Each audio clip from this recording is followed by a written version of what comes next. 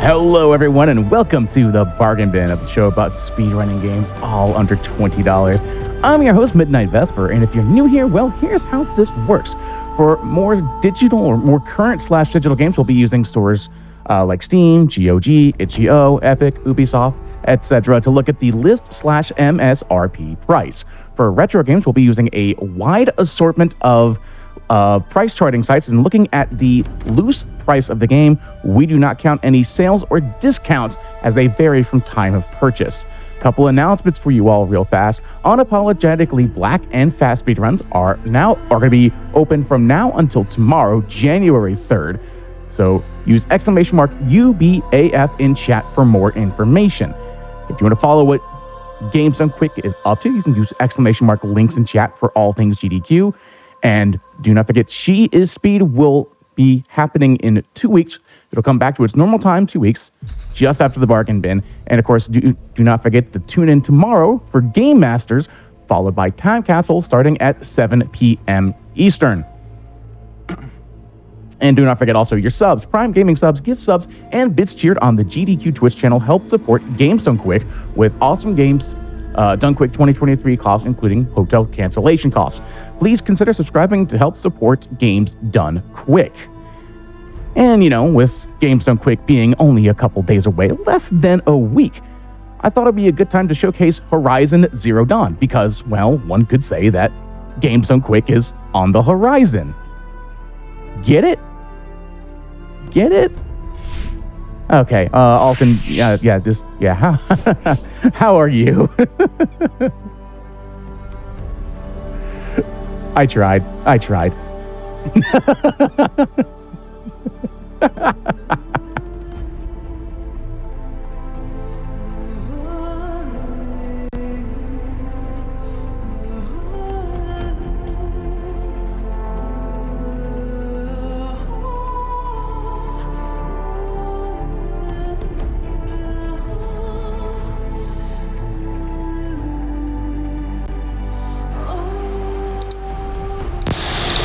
Audio problem. Sorry about that.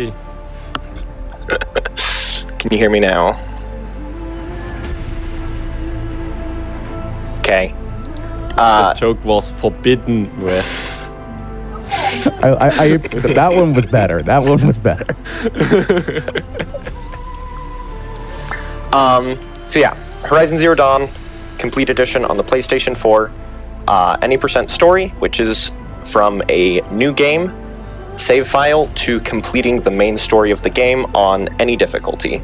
But story because of story is the easiest difficulty, so combat is the quickest. So I think I'm just gonna go ahead, right? I also can say hello for a second before we kick off the runs. I'm the voice in the background for today. I'm Dorian. I'm gonna be commentating, and yeah, I don't know if I have such quality jokes, but I'm gonna try my best.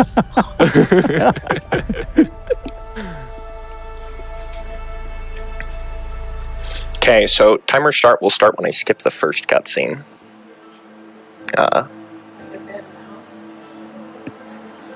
And I do apologize, loading screens are a bit long on the console that I'm playing on, but it's the one I have, so. It's okay. It's also worth noting that, like we were talking earlier, that the PS4 version is $19.99, whereas certain other ones are not, which is really interesting. Yeah, it released. When did it release? 2021 on PC? I think so. Yeah, it should be. But it's way more expensive on PC. So, given that this is Bargain Bin, we run the version that's actually less than $20. So on PS4. Yep.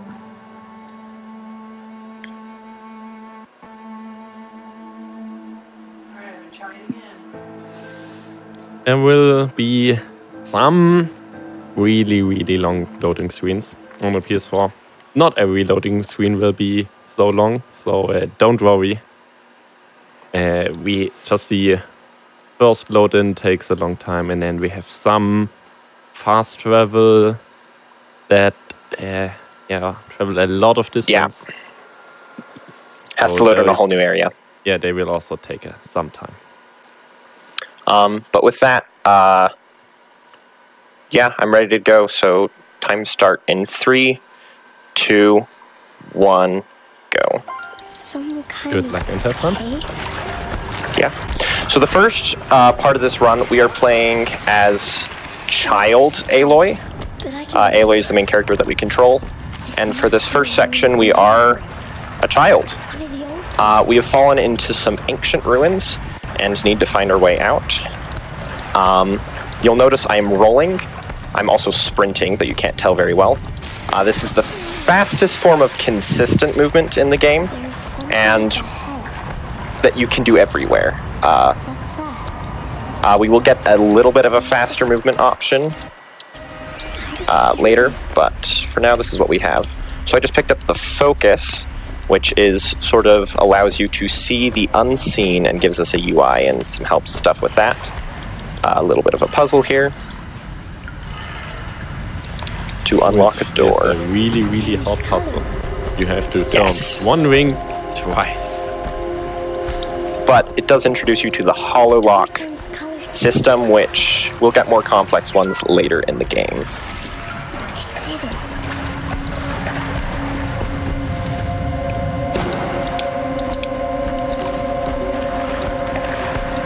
All of the hollow locks that we will encounter in the run, they are not really hard puzzles by no means. But hey, if you memorize the solution, they are even more easier than they were. Yeah.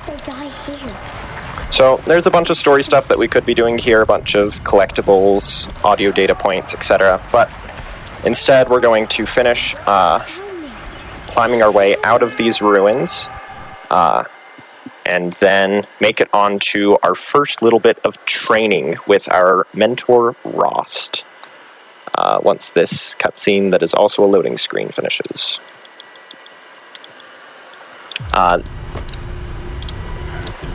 This next section is pretty much an auto-scroller, introducing you to a bunch of the mechanics of the game. The medicine pouch, which I just used,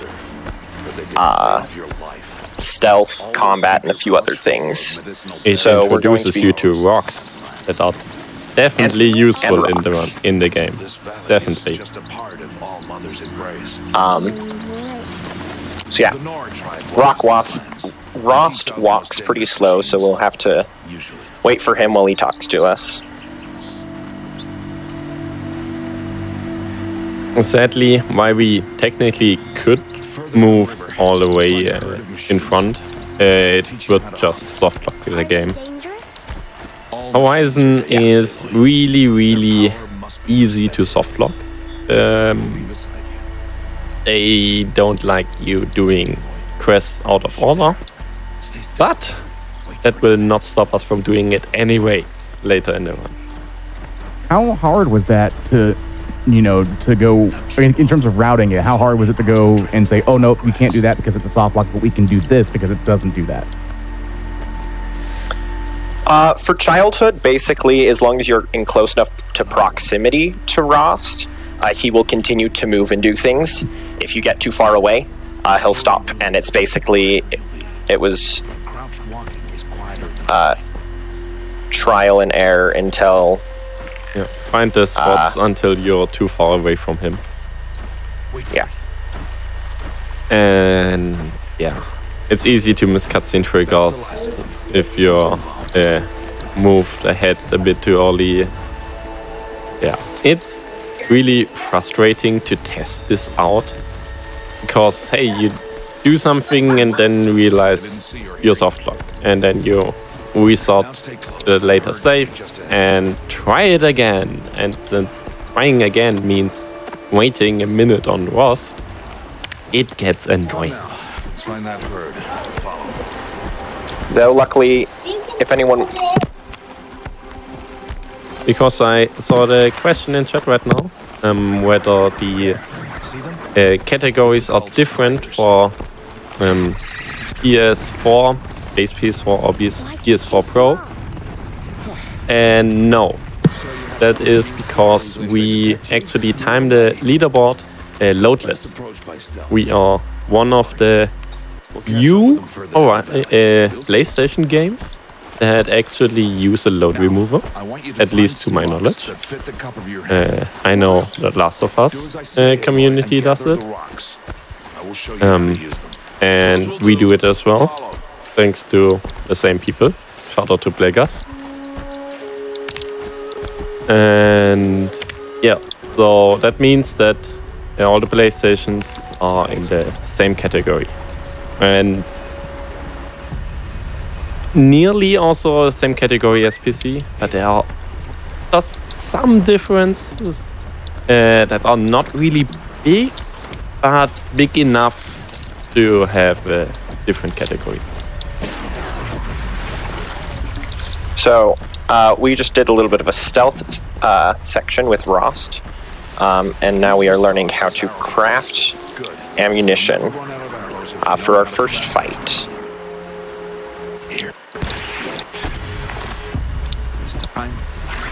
We can also scan enemies to learn where their weak points are, and then loot them for materials to craft ammo. This next section, Ross moves faster, so we can actually move at full speed without ever soft locking the game, which is convenient.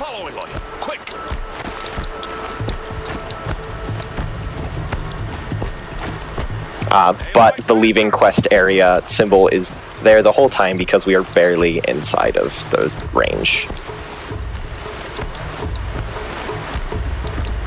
I thoroughly enjoy, is it your father, if I'm correct, in this, the goatee.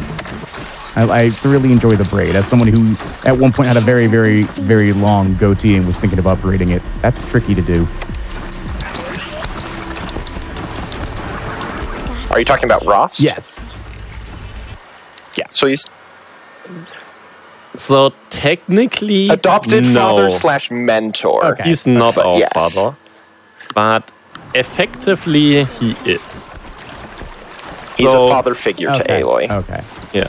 The story about Aloy's parents is basically the main story of this game.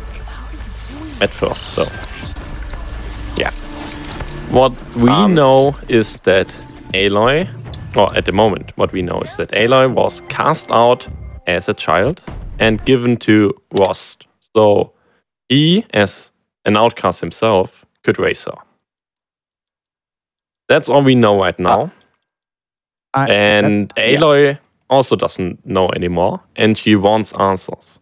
So the Noah, Aloy's tribe, has a ritual where young warriors can partake in the so-called proving, and if they finish it first, they will get answers from the matriarchs, the clan leaders.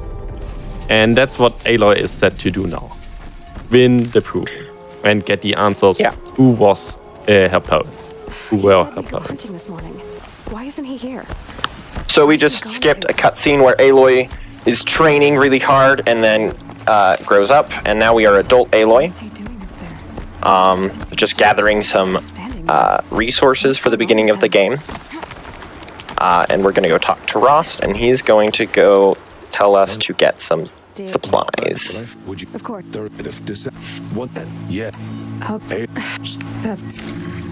Right here is, if I can get it, one of the few forms of fall damage cancel that we can get consistently in the game, and that is to grab a piece of climbable terrain as you're falling, and it will kill your fall damage, which we use to skip a big long zip line there.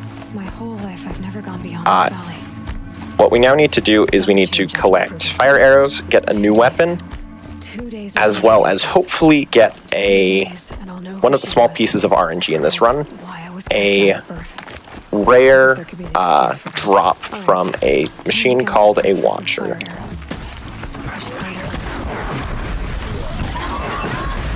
Neither of these dropped it. We want that one did drop not either. so we can buy a bow with it a bit later. And if we don't get it, it's not so The end of the punishing, world. but it's still, you want to have that bow. Well, the other thing, you just need more money if you don't get it, because you can buy the item. It's just expensive, and I did not mean to hit that campfire, but that's fine. No one else will help me. And we're also looking for some animals so that we can get some meat. Which we, in turn, will craft into fast travel packs later. So we can get from one point on the map to another once the story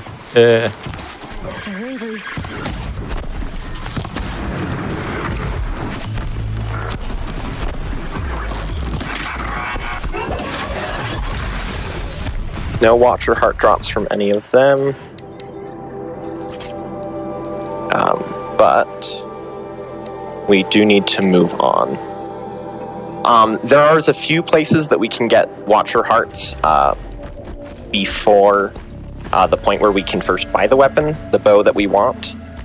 But it's always convenient to get it right at the beginning. No one else around. Looks safe. Yeah, to answer that question as well, I feel like I'm qualified to answer that. Whether we allow back buttons in this game. I am a mod for Horizon on speedrun.com, and the answer is yes. We do allow it. We don't allow macros though.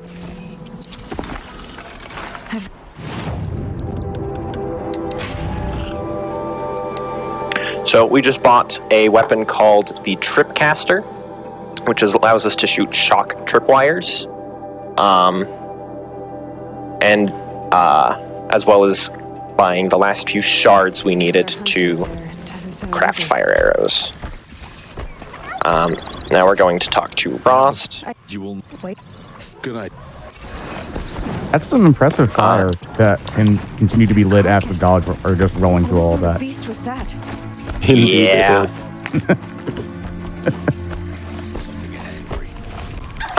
Here's another Watcher that we can...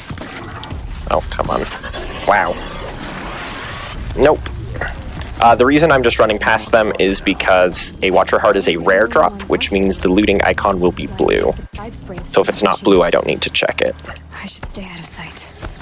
I can use the And now we have our first boss fight in the game, where we Ross tells us to hunt this sawtooth to protect the tribe, because that's his final lesson before the proving tomorrow.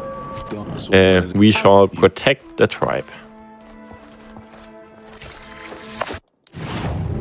And you will see me pop into my inventory to open boxes quite a bit of the time. We buy boxes that have fast travel packs from merchants, as well as a few quests give us reward boxes as well. So that's what I just did, popping into my inventory there. We're now fast traveling. We need to talk to Rost again, and then we can enter Mother's Heart to prepare for the proving tomorrow. I mean, did you get music during the load screen? Yes, we do get the nice Horizon music. Aloy.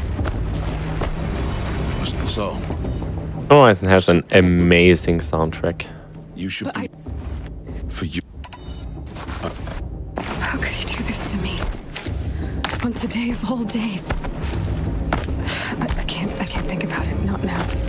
Now going into Mother's Heart, one of the matriarchs just gave us some advice. And now we're going to go talk to the boy that we saved from the Watchers. He's going to give us a new outfit, which we don't need to put on, and it takes the same time to not put it on or to put it on, and I like the look of the other one better. So, I mean, technically not putting it on is faster, because you have to skip This one is true. dialogue less. But the amount of time it takes to skip through one dialogue line, is minuscule. Plus the aesthetics. Yeah. True. I like the look of this one better. Ow, whoops. Wrong dialogue. I'll give you my... And then just visiting some merchants to get some more boxes that can have fast travel packs.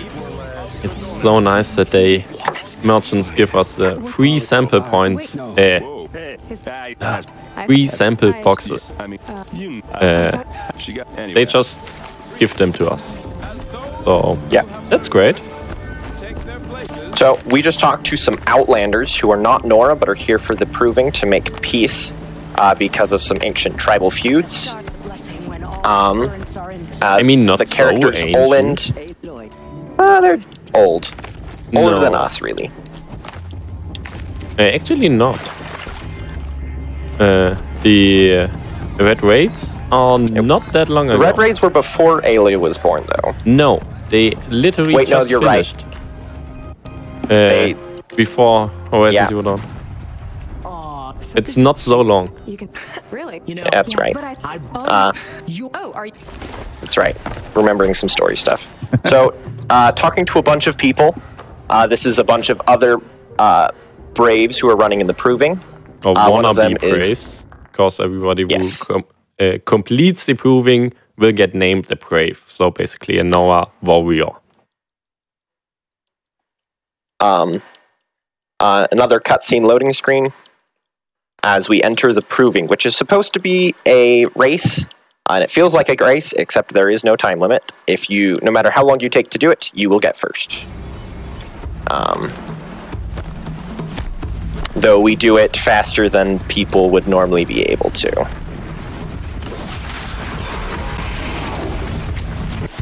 We need to kill some grazers, loot a trophy off of them. An idiot destroys our last trophy, so we need to get a new one.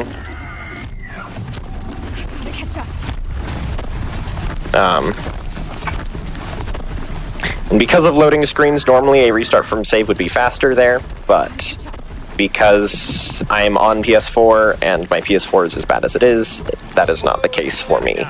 And right now we only have an RTA timer. Yeah, so it's faster either way.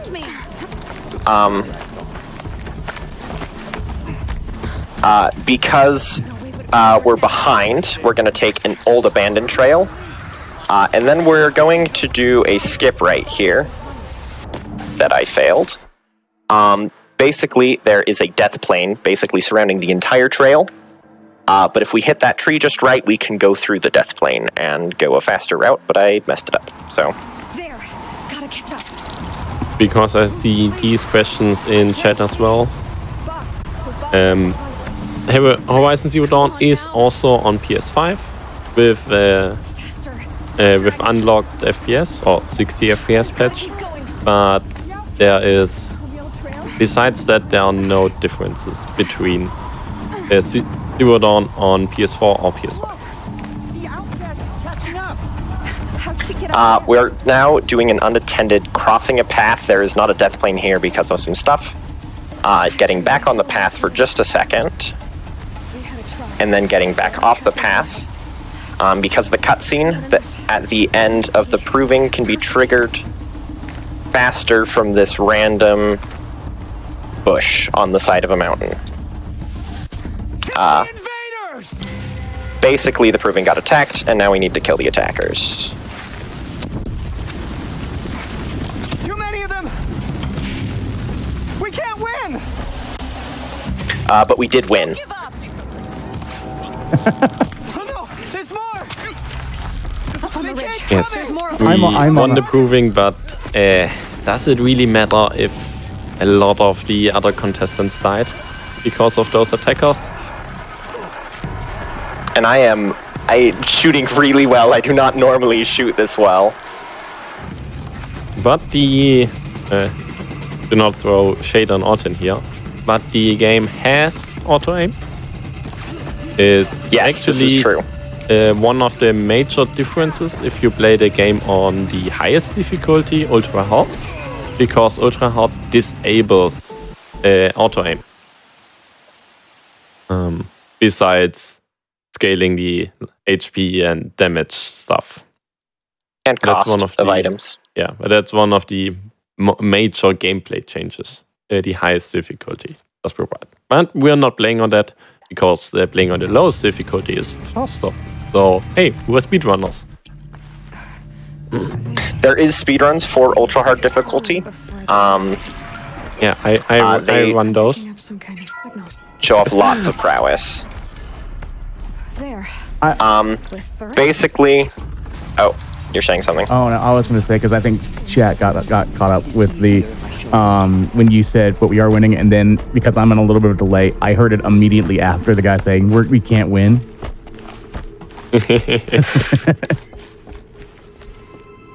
Yes. So basically, what we did in the fight there is we bought time so the other contestants could flee. And in the end, stuff happened, and Rost is dead now. So F in chat for Rost, please.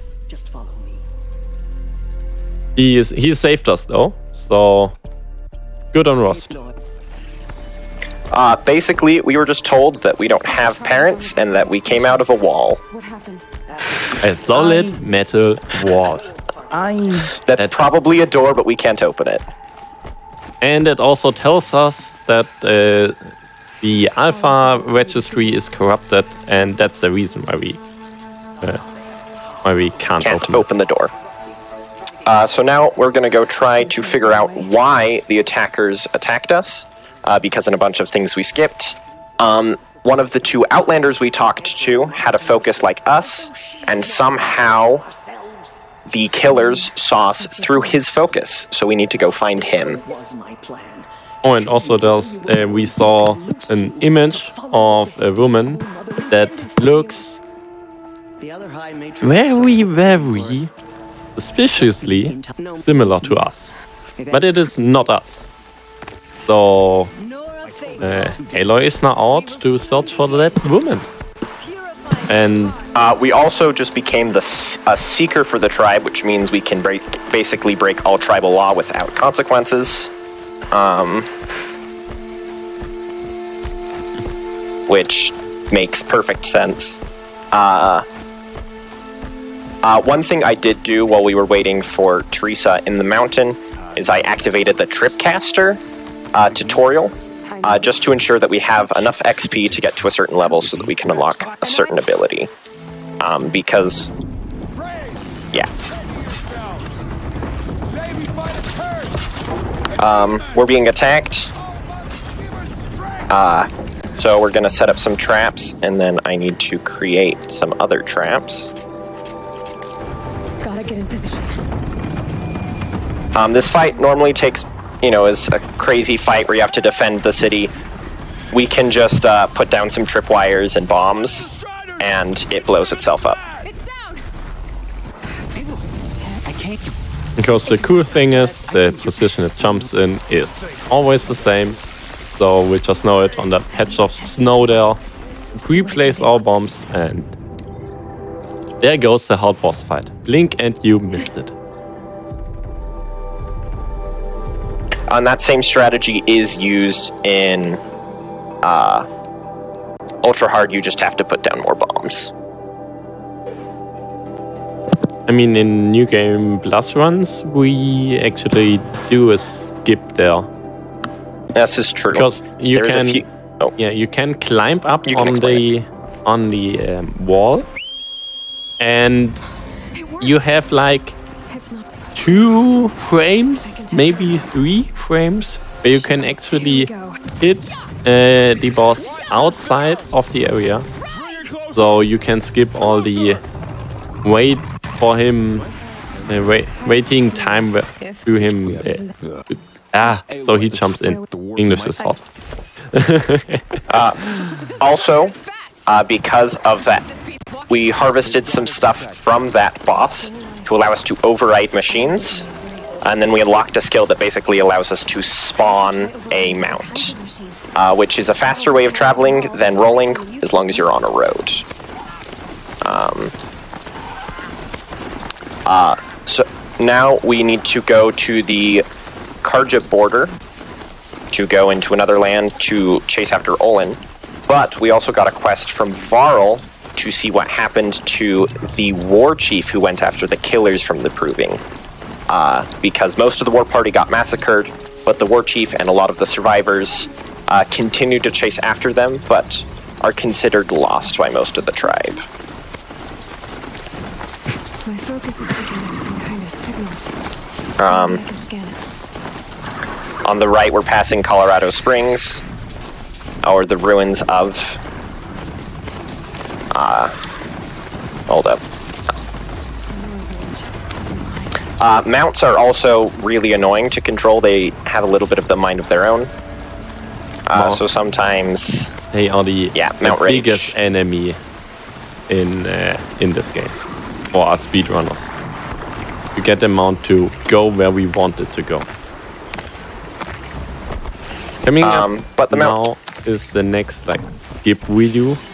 Normally you're supposed to ride to the side and then enter it from the front and go back out. But we're gonna enter over the side here and he's going to get back quickly once it finishes to his striders, his mount. Finished loading game, thank you. And the important thing here is to get back on the mount before the checkpoint happens, so we can load back in with a restart from save, and this will put us and the mount inside an area where the mount is not supposed to be. So you Talk to may... this guy, he tells us where the war chief went. That's why we teleport out right there, is because there is a field where it's like, no, your mount's not allowed to be in here. And so it kicks us out. Yeah. Well, said War Chief Sona went after the killers from the Proving. Riding on mountback is generally the fastest for us to travel long distances, aside of fast traveling it. But we can only fast travel to locations we've been at previously, so... Yeah. So exploring new areas we'll do on mount, and backtracking will happen primarily with fast travel. We're now coming up to another settlement. You'll notice I kill my mount before I go into the settlement. This is because you can't take mounts into settlements. And mounts don't like to teleport to you if you already have one. So we kill it so we can respawn it on the other side. Yeah, we have learned one skill, basically the only thing that the skill that we learned so far, mount call, which allows us to call a mount wherever we are. Usually, you would actually need to go to a machine that spawned in the wild and then approach it silently or stun it and then override it, so you'll be able to mount it.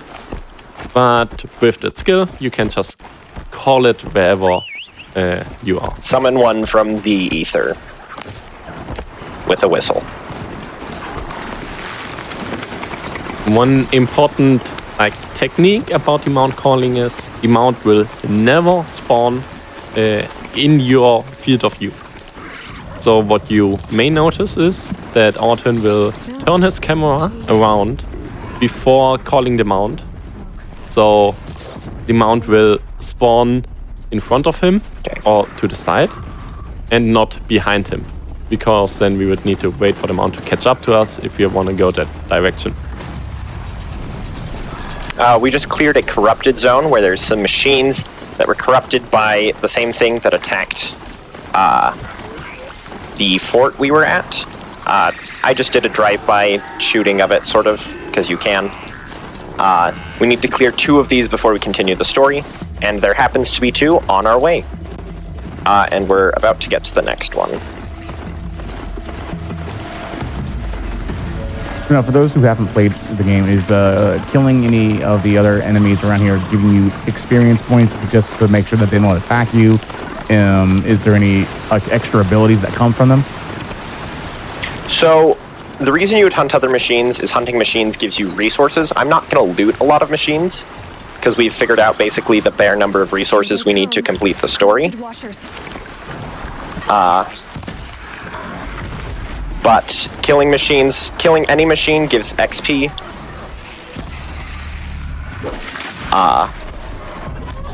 As well as the loot from them. We also still want that Watcher Heart. This this is like the last convenient place. But that doesn't look blue, so no Watcher Hot for us. And because there's no Watcher Heart, I'm going to, unless this, that's a scrapper. I'm going to pick up some extra loot that I can sell later to buy a Watcher Heart. That was a scrapper heart. Yeah. There are 2 more Watchers that we fight before we need to buy it, though. So let's hope that RNG smiles upon us today.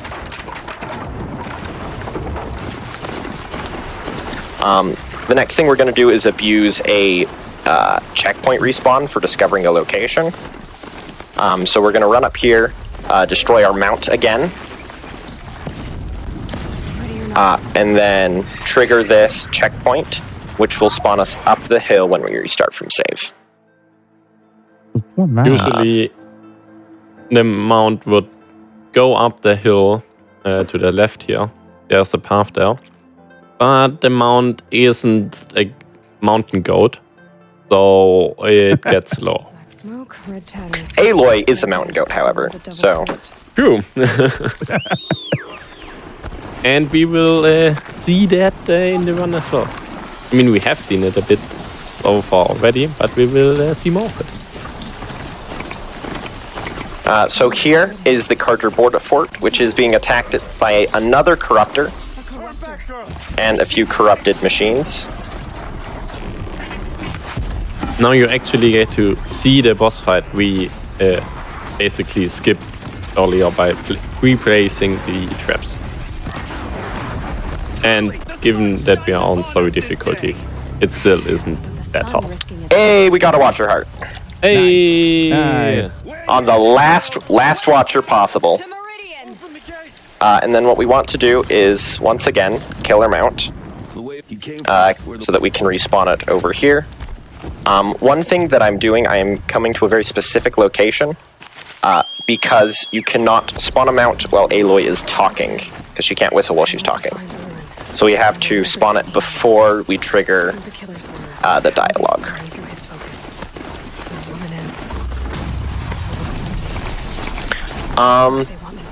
I just saw a question in chat.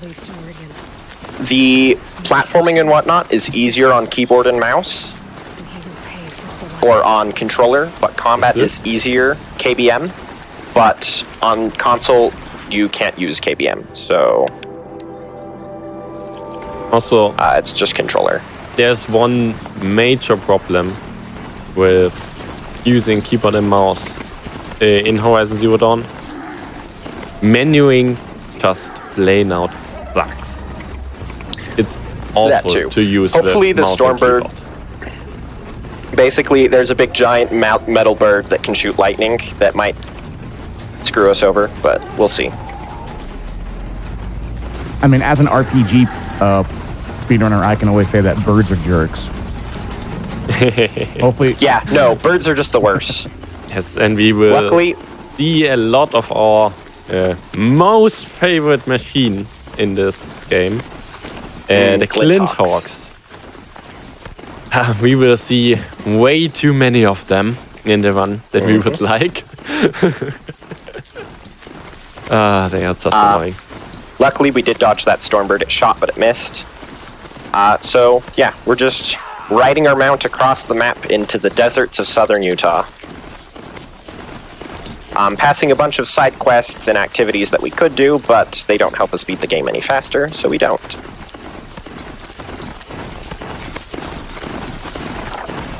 It's really interesting for me that I didn't even realize, we were talking about this before the run even started, that this game actually takes place where it actually does. I thought it was just like a fantasy land.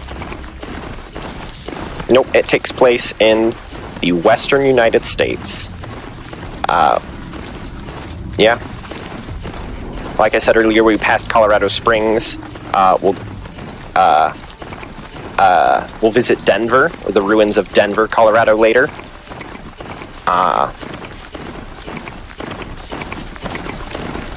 And yeah, there is a few locations that are real world locations. Of course, scale is weird. Locations have been moved, things have been squished closer together, but the effort is really cool nonetheless. It gets even more obvious in the second game. It's out on PS4 and PS5 now, with a lot more and more accurate real-world locations. That guy we just passed is the reason that we're walking so slow.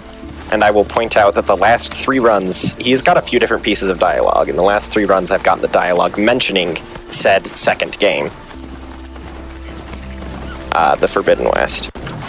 So and we consider this a blessing of the run, if he talks about the second game. So, hey, run is blessed. Yes. Let's go. So we just left our mount behind. We don't need to kill it there because of how far we are going by the time we spawn our next mount. And we are now entering Meridian, the City of the Sun, which is on lockdown because of a murder of an important member of society. The sister of one of the other Outlander that we met before the proving. This guy. Also known as Erend. We're asking about Olin, who accidentally ratted us out, possibly. Hey, come back. I think I have enough stuff to just straight up buy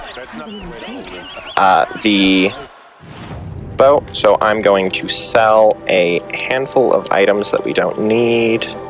Just don't sell the watcher, please. Yeah. Do I have enough? Yes.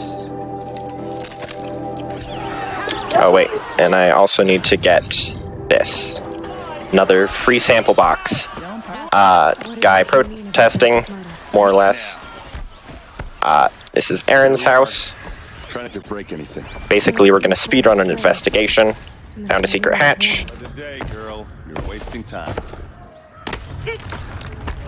And then we're going to push a pallet of metal ingots onto that hatch to crack it open into his secret basement, where he has notes and a journal. Olin? I knew he could read contracts, but I never took him for a poet. No doubt now. Olin knew I was talking. Yes, and we roll everywhere. I just imagine how quickly solving that puzzle would work in real life. We also have here a holographic threat because the people who killed everyone attacked the proving have Olin's family hostage, which is not great for him or us because that means that he was there and the proving got attacked.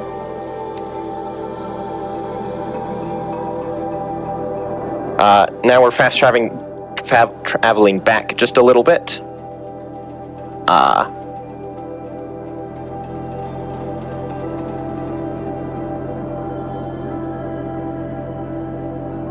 Another thing to mention while we are here. At this point in time in the game, we have like 3 main quests that we can do in parallel. The game does not give us any order, besides that they have different levels. But hey, that won't stop us as speedrunners. And we are going to sort of do them all at the same time. Yes. And because the main quest basically puts us all around the map, we group together these steps of the main quest that put us somewhat closely in proximity. So, for example, while we were doing the main quest of the Meridian and whatnot, we stopped and did one part of the War Chief's quest. And now then we kept going with the main Meridian quest, and now we're gonna do a bit more of the Meridian quest, and then we'll do a little bit of the Erend quest. And we sort of mix and match just based on whatever is fastest, routing-wise. We're coming up on the excavation site, which is where Oland is. And it is another fight. Gonna kill our mount again. Only real useful only thing fire arrows are really useful for in the speedrun. Mount murder. Someone just hacked our focus and told us something, and is helping us with this. Now there is some more corruptors. We're going to drop this pile of logs onto one of them. If I miss, no, I didn't miss. Which takes out one, and then with a few well-placed shots, assuming I can make them, which I'm failing, we can kill the other one. And then we need to kill all of these fellows as well.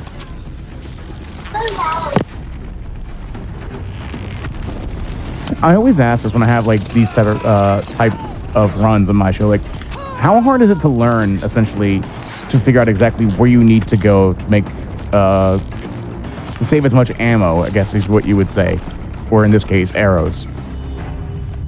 I promise. I know. I'm not. Primarily, it's just there's a superior weapon in the game, and I've heard enough. Where?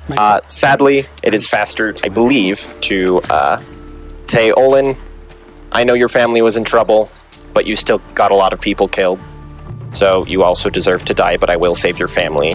Maybe. We don't in the speedrun, but we will get a side quest here to go and save his family from... but he also tells us where the mysterious woman he discovered was, and that is at some ruins up north called Maker's End. And to come back to your question, Vesper, about the saving ammo, yes. Most of the enemies that we fight have, like, basically all of them, they have fixed spawn-in points and usually fixed patrolling patterns. Once combat breaks out, LNG will take over though. So we usually try to take out most of the enemies as silently as possible, basically by one-hitting them, because then they don't alarm anyone. So we know their general positions, and the order to do them, it's pretty obvious, because most of the time it's like, you kill one enemy, and then you just pick the closest enemy that is left on screen. And it usually works out pretty well. The other thing is to kill the enemies that doesn't make sense. Can screw you over the most. No. They broke the ceasefire as soon as they set foot in the cliff. Thank you, Mount, for not letting me get on you. Because basically there's a bunch of machines that if they hit you or shoot you, you will get, knocked over, and that's slow. So that's, for example, why I attacked the Corruptors first, and then everyone else is because the Corruptors can harm the run a lot more than the rest can, and so we take care of them first.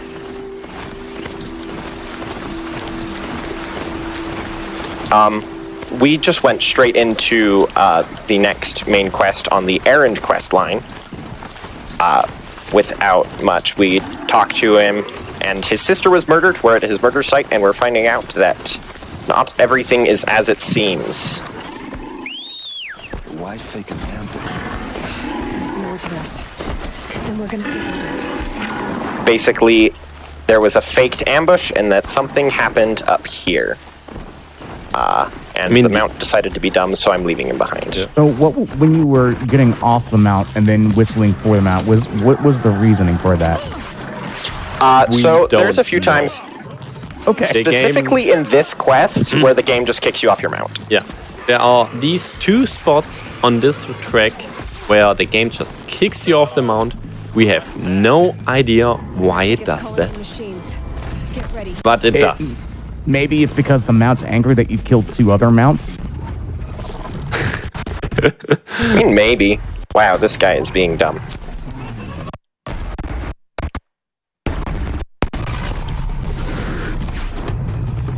And remote play is not kind right now.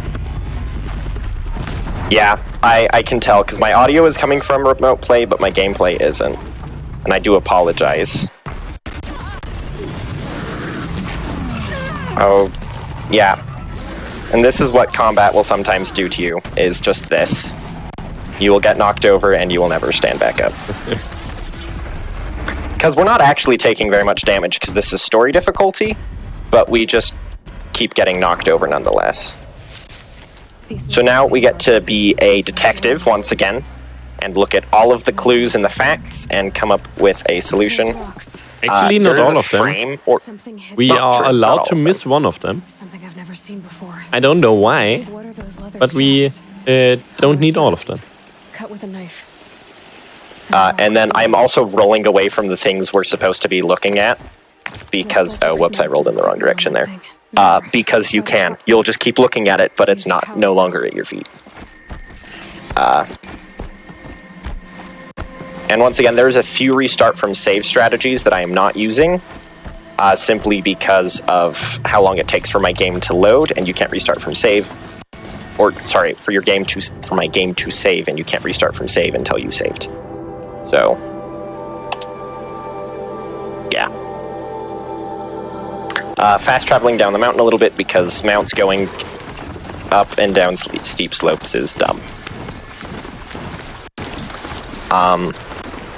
So now we're going to go back to the main quest line and make our way end up at Maker's End. We'll put it that way. Hopefully these Ravagers leave us alone. Looks like they are. That's nice.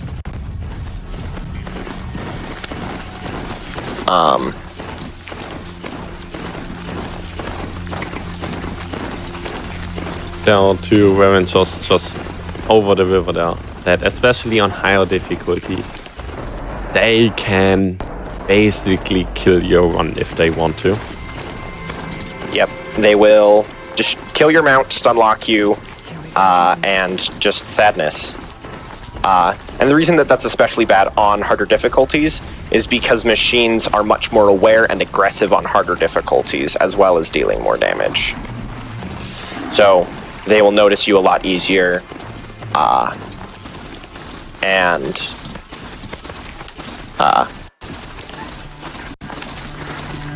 it takes you much earlier. The reason that my game might be stuttering is because, yes, I am PS4 remote playing to my computer to capture video and audio. She's my mother. Why would there be traces of her all the way up here? Aloy is talking to herself, and this guy is listening. You spying through my focus again. Well, go on. What do you know about her? Stay on your present course. And he basically explains to us that the woman we saw an image from earlier, I mean, we didn't because we skipped the cutscene, but Aloy did. Her name is Elizabeth Sobek.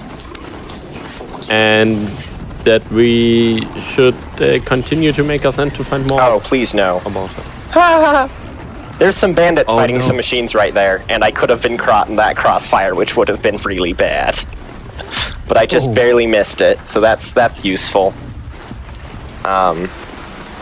Once again, we're gonna stop at a merchant, sell a bunch of stuff that we don't need. Oh, and these. We're going to buy the bombs, basically. Pick up another sample box and buy some wood to make arrows. That's one of the few times that we will actually need to buy stuff at merchants. Mostly the rest of the time we visit merchants just for their free sample packs. Are you gonna do Aussie route in the tower? Which one? I'm not doing Spiral Climb, no. Okay. Spiral Climb is like New Game Plus and like really difficult. I mean, you have bombs, to do so it. you can do it. I do have bombs, I could, but I also don't know it yet. Basically, there's a really difficult way to climb this tower, which can save time if you do it perfectly. An explosion. But with difficult, we mean difficult. Yeah.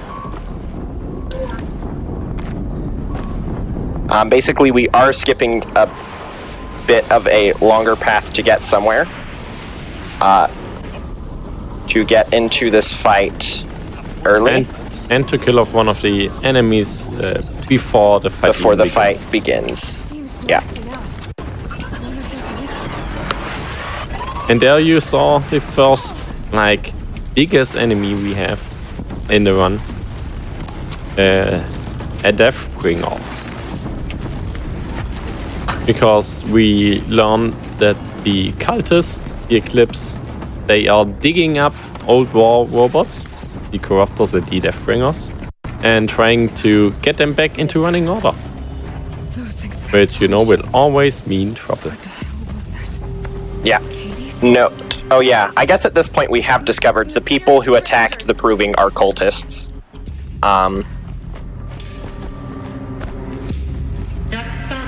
We have to wait for that dialogue to start before we drop down that elevator, or else we will soft lock. So, this next section is supposed to involve a lot of climbing around ruins, but we're going to climb around ruins better and skip a lot of it. Welcome to Feral Automated Solutions, where all the problems of tomorrow are being solved today. With over 25,000 human employees based in nations and corporate holdings across Meanwhile, we discover in this tower that there was a company, Feral Automated Solutions, in which HQ we are right now, or the ruins of the HQ. That basically produced a lot of stuff.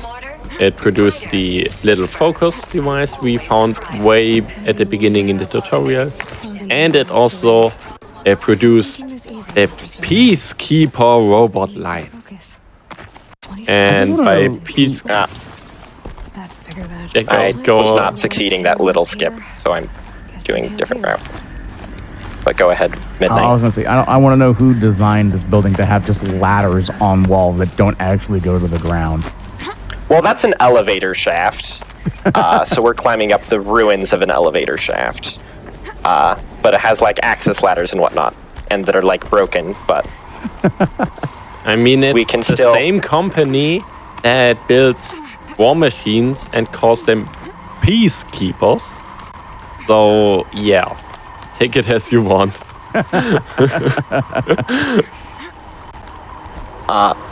We're also about to figure out a bit of story stuff. At the top of this tower, we're going to watch a couple of holograms. Here's another elevator shaft. That will explain a lot of the story. Yeah. We'll give a summary once they're done. I mean, we can also give the summary doing it. Now. We can't do anything else.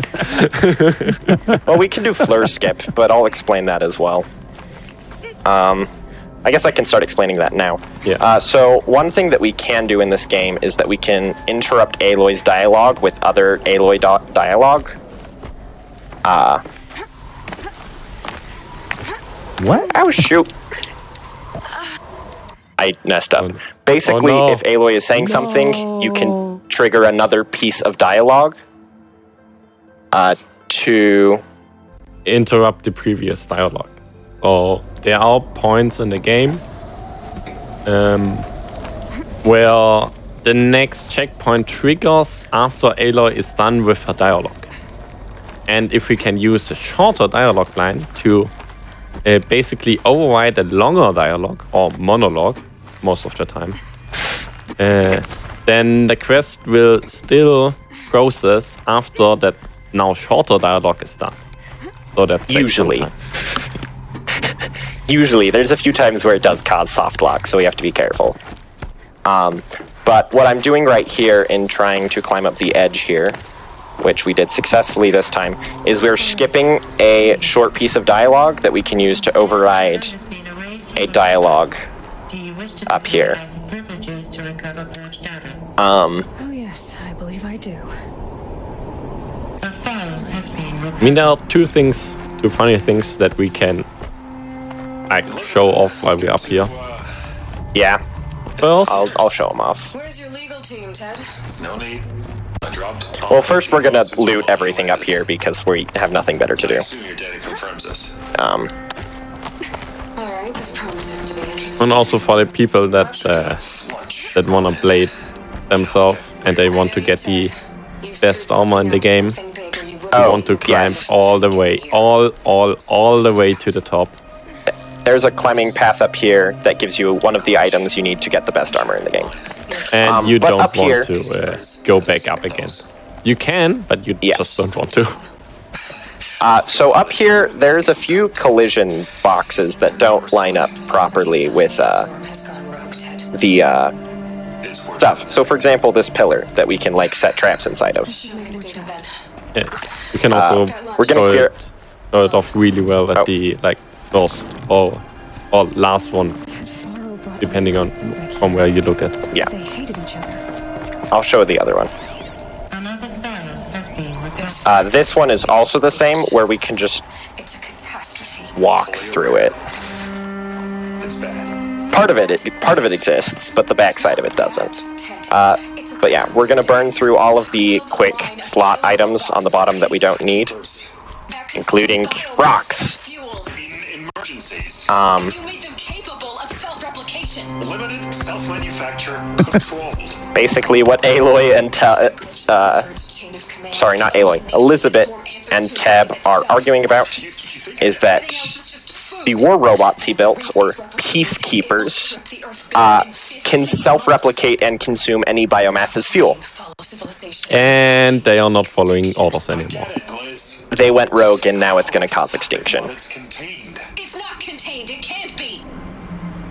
You know what I mean? And now we are like, hey, but we are still alive. Anything you say. So there is life on Earth. Whatever you recommend. It is not extinct. So what happened? Hold you to that, Ted. If you want rock only run, talk to Marin Ka. The rocks. Oh. So basically, right there, at the bottom of this way that you're supposed to get up here, there's a little tiny short thing that we can skip, like a 1-minute piece of monologue. So that's why I needed to go up the side there, is to not trigger it when we first climbed up, so that I could trigger it there. There has to be another way. If there were a nicer way to fix your mess, I would have proposed it. By the way, the joke that I answered in chat. Rocks, when you throw them, if you hit a machine just right, you can deal up to 7 damage on a crit. And so there is a meme inside of the community of beating the game with only rocks, which has been done. I would think that if you beat a game with only using rocks, that would rock, actually. Would rock. Oh. I see what you did there. I also need to teleport a mount up here, which you'll notice. Actually, no, we had this mount last time. Our mount is no longer a horse, but a cow. That just has to do with the region we're in when we spawn the mount. And for everybody asking, how did the mount get up here? I answer We to don't you. know. Yes. Yeah. The concept of rock only challenge, at least in the second game, I think it took Marin. How long did it take you? The original attempt from Marin were like 7 hours to kill the final boss in the sequel with rocks only. But I think we got it down to like 5 or 4. Wait, let me... But that's just the final boss, right? Yeah. Yeah. Let me look at it real quick. Oh wait, no. 2 hours and 51 minutes is the record on killing the final boss in the sequel with rocks only. Very long boss fight. Someday we'll meet in person. So Go ahead. we just talked to the guy who's been in our ear, and a hologram of him, and he told us to go to a place called the Grave Horde to find the next, to go to, which is what the US Robot Command is now called, and that's where the next piece of the clue of the puzzle is. And on our way there, we are gonna go and complete the War Chief questline first, because it is on the way now. How many quests? So earlier... Oh. Yes? I was gonna say, how many quests do you normally do for this particular run? A lot. There's 3 quest lines. The errand quest line has 3 quests. I actually don't know the amount. But I think in total they are 20 something. Wait, 21. Yeah, I know that because it gets counted in the in-game notebook for That's the right. 100% completion. I think it's 21. But let me check that.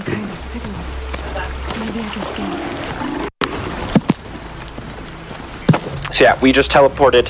What I was saying is that since we checked the massacre site already earlier, we don't have to do that, and we can just go straight to the next part and the rest of the War Chief quest line. And that starts with us going to the top of this ridge and looking at a pile of bloody bandages on a bench, while inside a triangle made of benches. So a benchception? The War Chief stopped here. They must have taken him on. Well, no, it's the bandages are on one of those benches. The reason I say we have to do it from inside is you can examine the bandages, but if you never enter the triangle, you can't continue the quest. So you have to trigger both flags in the game. I'm gonna skip some corrupted machines. We don't have to kill them out here. Once again, one of the few times where it is nice to us and allows us to have it teleport without us having to kill it. Okay, so I was off by 1. There are in total 22 main quests in the game. Oh, okay. I did not include the final quest of the game, which technically it does not count for the 100%, so that's why I was off. There's another example of a mount having a mind of its own. Basically, we're ignoring the War Chief, Sona, and we're just gonna run past her to go attack a dig site of the cultists, the Eclipse cultists. Hours ago. I was inside the mount. That was not fun. Basically, we're gonna... biggest enemy in this run. The biggest enemy? Yes, mounts are the biggest enemy in the run. Oh, yes. That looked painful. It did. For multiple... I would say for all parties involved. Yeah, I would agree with that. Why are you hiding? Stop hiding. They're just shy. Why would you be shy of getting shot in the face? That's a good point. I can't think of any reason why.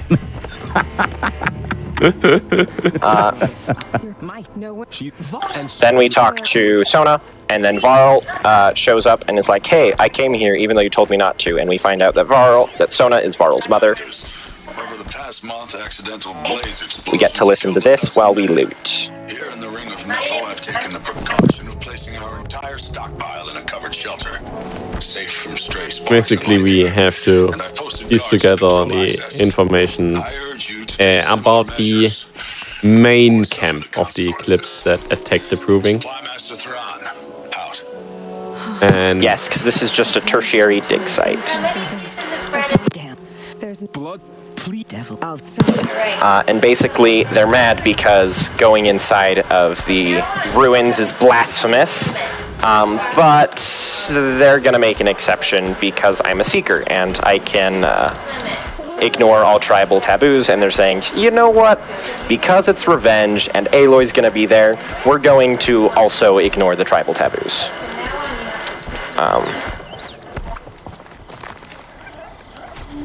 Why did that whistle sound not play? What? Probably because of some overlap with other sounds. something.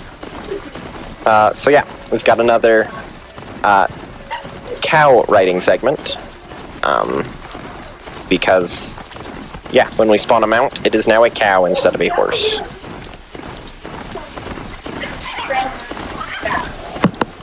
And I just nearly knocked over my glass of water, so let me just grab something real quick to, yeah, be right back. Yeah, no, you're good. Yeah, that would probably be a good idea.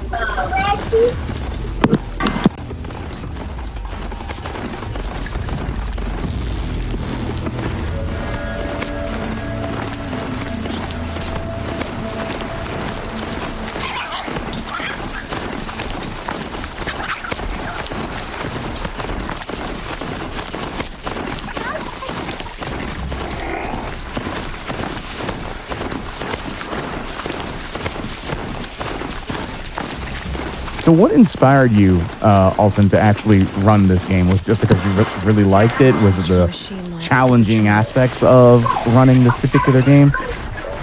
So, when I first discovered the game, I watched a playthrough of it on YouTube.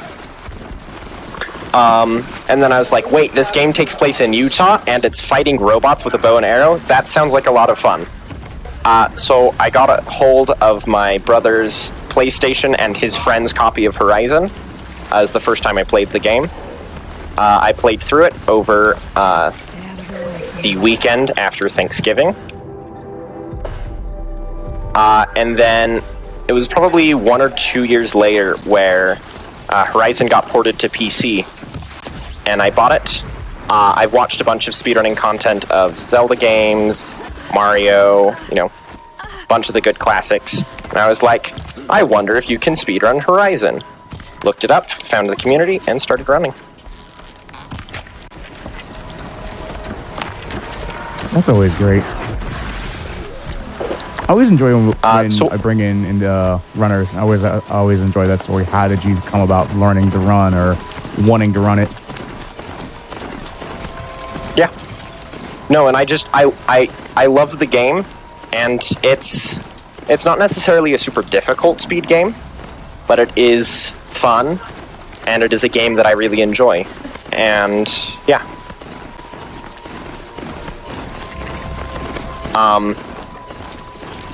So what we're doing right here is that basically inside of the ruins, this is the ruins of Denver.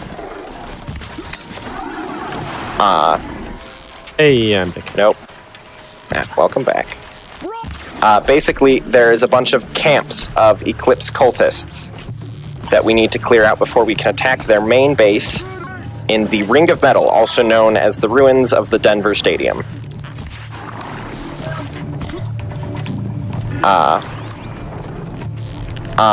And this is sort of a little bit glitchy. Basically, you're supposed to be able to complete the camps early. If you want to do some quote-unquote advanced work before you team up with the rest of the Nora. Where is the mount? Nah, mounts. Before you team up with the rest of the Nora to take on... Like maybe? I don't know. We will find out. Yeah.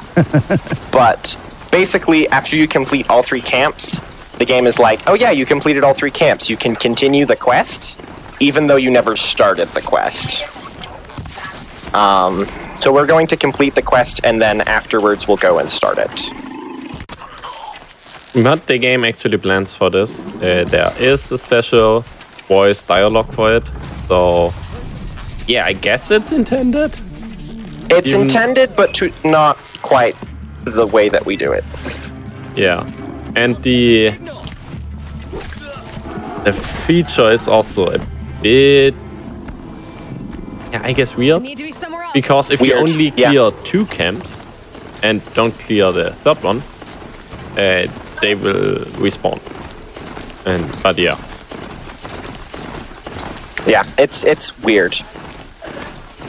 But we did clear all 3 camps, so we can continue the quest by talking to Varl and Sona here. If I'm successful. Sounds like... Oh, yeah. Yes. And we need to clear the ring of metal of cultists. And like I said, the ring of metal is the ruins of the Denver Stadium. So.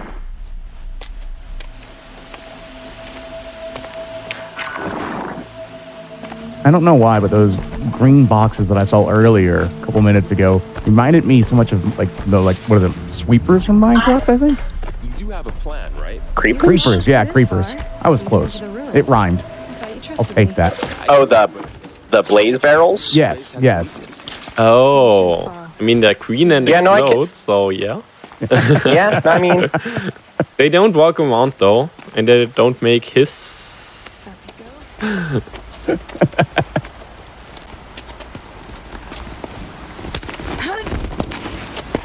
But yeah, they are green and they explode. So they basically do explode. the same. Take my hand. Just unsentient creatures that haven't evolved to be sentient yet. Company!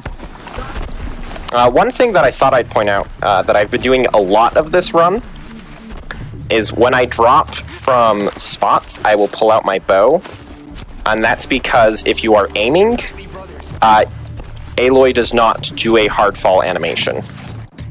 So I've just been doing that basically this whole run.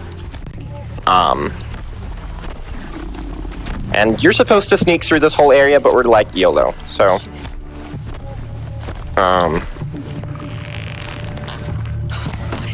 Need to blow that up. More creepers. Big I'm tent just full of gonna creepers. call them creepers now. Thanks for that, Vespa.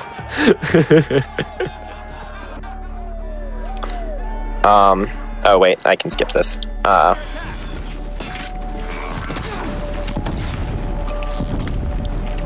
That's my favorite moment you're doing speedruns. You just get so into it, you're like, oh wait, yeah, I can skip this, my bad. But that cutscene is weird because you can't skip the first 5 seconds of it. But afterwards you can skip it. Oh, really? That's interesting. So, yeah, it's a bit weird. Oh, hello. Yeah, basically this is one of the few mass human combats that happen, where you need to kill lots of people. And also the messiest one. And a few machines. This fight can be weird because the fight spawns sort of in waves. Oh, hello. And the waves can respawn, or spawn twice, which is unfortunate when it happens. I have the wrong arrows equipped.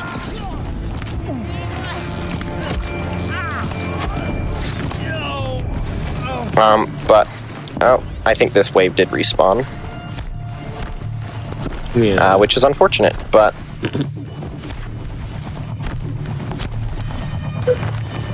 we will But they can't respawn infinite. But I think there's like one extra wave spawn that is possible. Well, also, if you get into the Ring of Metal early, they will spawn infinitely. That's true. Which you can do by CFTing. Which is a whole nother... Yeah, whole nother thing that if we have time at the end of the run, I might end up explaining. Basically, it's broken. The game is broken. One of the biggest, most obvious glitches that you will find is a few different places in the game where the map state gets super broken. Which we do abuse one of those in this run. And we'll get to that later. I did notice that, and I was gonna comment as to why. So now we're gonna go start the quest that we just finished. As one would normally do. Wait, what? Yeah. So now we accepted a quest that tells us to go into do the thing that we just ruins, clear the camps, and destroy the Ring of Metal cultists. If we sat around and listened to that dialogue, Sona gives this big motivational speech about how we might die, but we need to do this for our tribe, and they already did, but they have amnesia or something.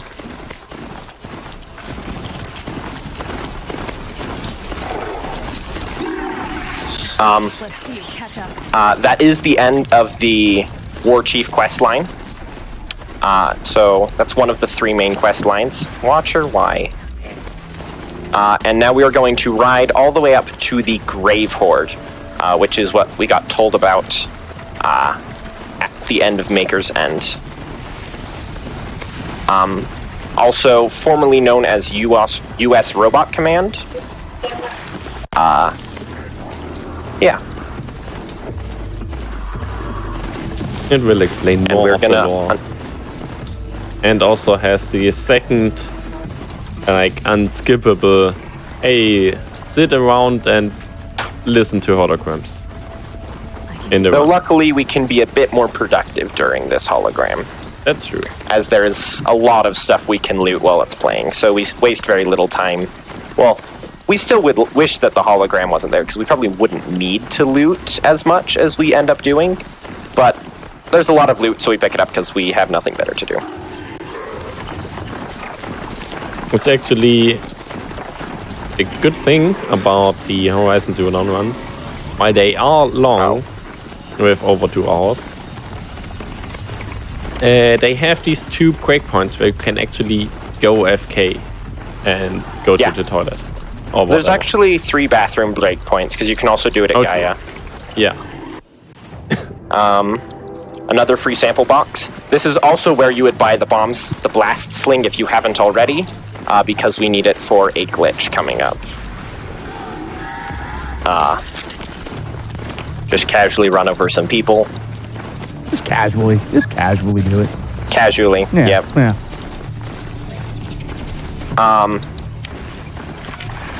And now we're at the Grave Horde, where there's more cultists. We're gonna go down this zip line. And we're going to ignore all of them. And my audio and everything is going to be really bad, and you guys can't see anything. Yay! And I apologize. Basically, I'm going down zip lines. And now that door is locked, so we need to go do... I think this is our first hollow lock puzzle since childhood. I am getting stuck on walls. And fun thing about this hollow lock... there's 3 hollow locks here that we need to do, and 2 of them are the Konami code. So we have up, down, left, right, up here.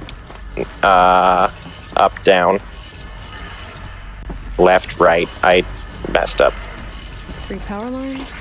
And then we have up, up, down, down right here. Which makes it pretty easy to remember. And then this other one is just arbitrary. It's up, right, left, down. But yeah, a fun nod to gaming. Considering the Konami code. And then we're gonna wait until the game finishes saving, and then restart from save to teleport back up to the door. And the way that I can tell the game is finished saving is there's a little save icon on the bottom right corner when the game is auto-saving. In case any of you are wondering.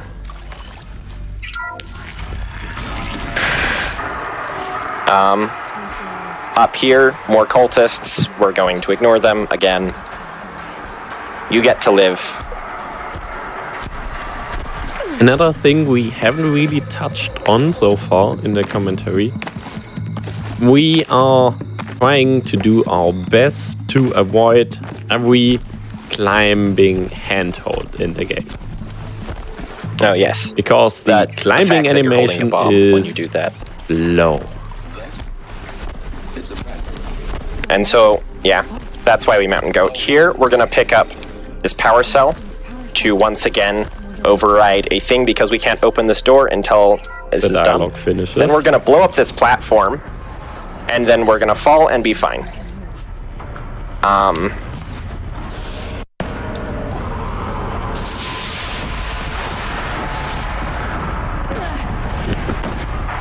Because we need to kill another Deathbringer. Oh, that's gone. The first Deathbringer one thing about the... Oh, yeah, go ahead. One thing about the combat of this game, you'll notice I'm targeting very specific spots of the Deathbringer. That is because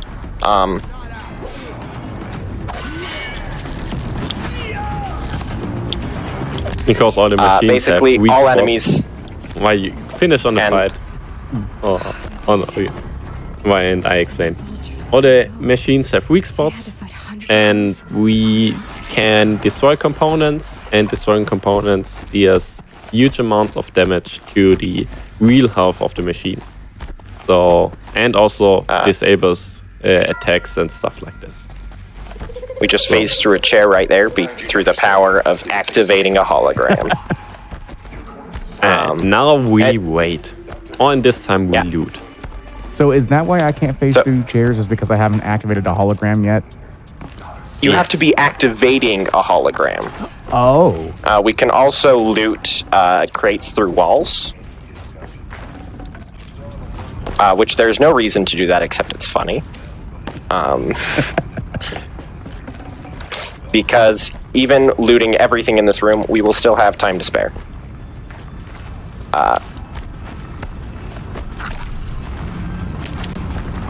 So we're going to go around and loot everything.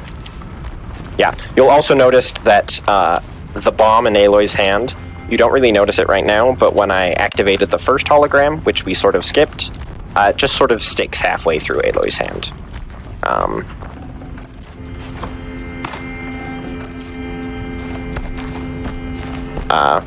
Gonna loot the Deathbringer, hope for some good coils, and no.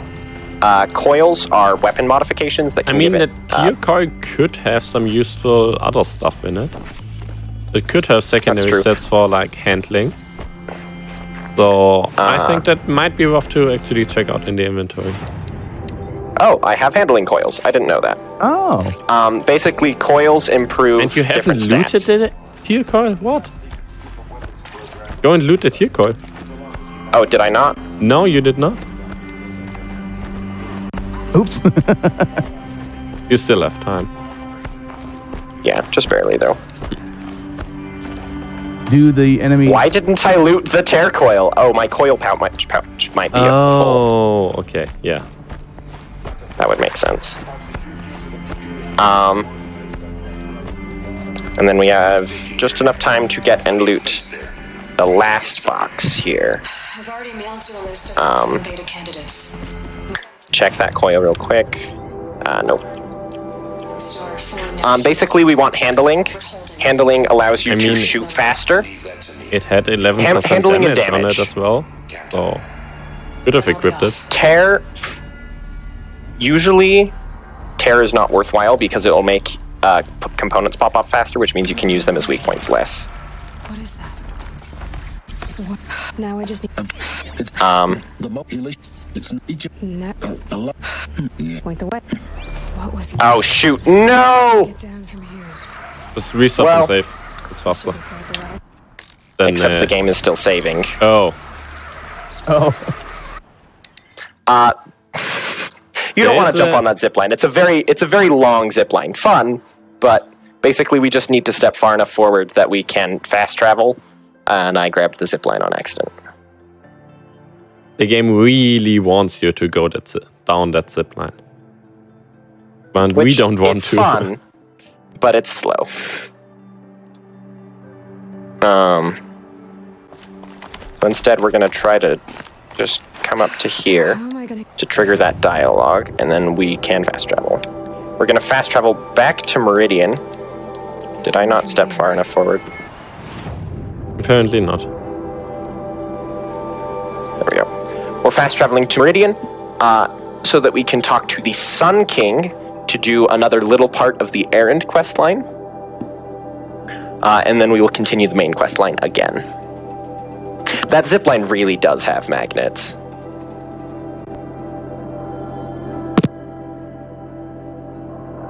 That's funny. Lots of what's annoying is sometimes when you want, like, a zipline counts as one of the different parts of the climbing system.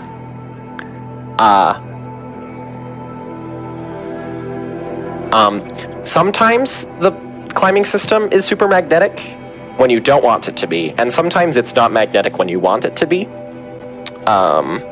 which is fun.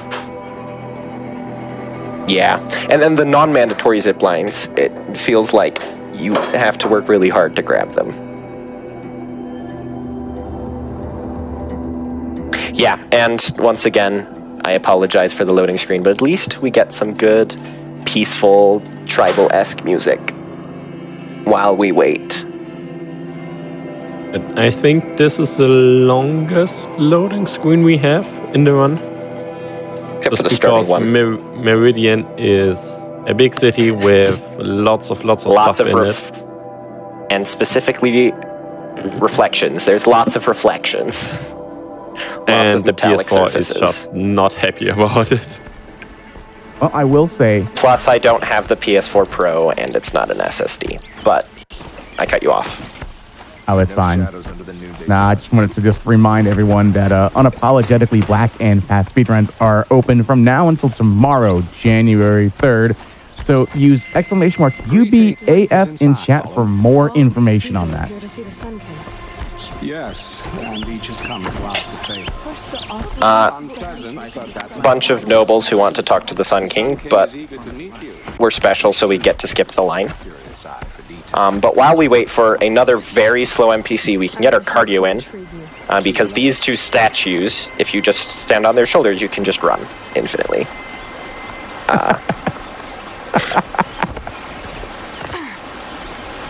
I mean, which is a fun little way we know that Aaron is not a statue here is because he blinks. But that's the only thing that moves.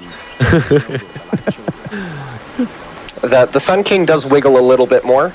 But yeah, no, their hitboxes don't. What's the Sun King like? The most important thing is what he isn't like. And then we have to hop off of our treadmill to hit the cutscene properly. I mean, that's one way to we get don't steps. have to. You can be at the treadmill to hit the cutscene. You can? Yeah, you can. I know. I feel like it gets triggered faster if you're back behind, but pretty sure it only triggers by the Blameless Mamad approaching you. And you being in the vicinity. I feel like it's both, because if you were on the other side of the map, it wouldn't trigger, I don't think. Yeah. But, fast travel out of the city, calling another mount, and we are going to go to Curse the Darkness. Basically, all of the cultists have a focus network that allows them to all communicate. Basically, they have phones and it's the internet, and we're going to go crash the internet. But we're broadcasting on the internet. If you crash the internet... The other internet. Oh, okay. Yeah. Okay, good. The focus network. Gotcha, okay. Our focus is fine, so don't worry about it. Our focus has a VPN, so it does not rely on the internet. But yeah, That's basically not how we want to VPN keep... works, but hey. I'm making a joke. Basically, we don't want the cultists to be able to communicate with each other at a distance, because otherwise we can't infiltrate their main base, because they'd be like, hey, we see you, because our focus has face identification that's connected to the internet. Hopefully this sawtooth doesn't screw us over. It might. Nope. Okay. But yeah, so that's what we're gonna go do, is go crash the internet.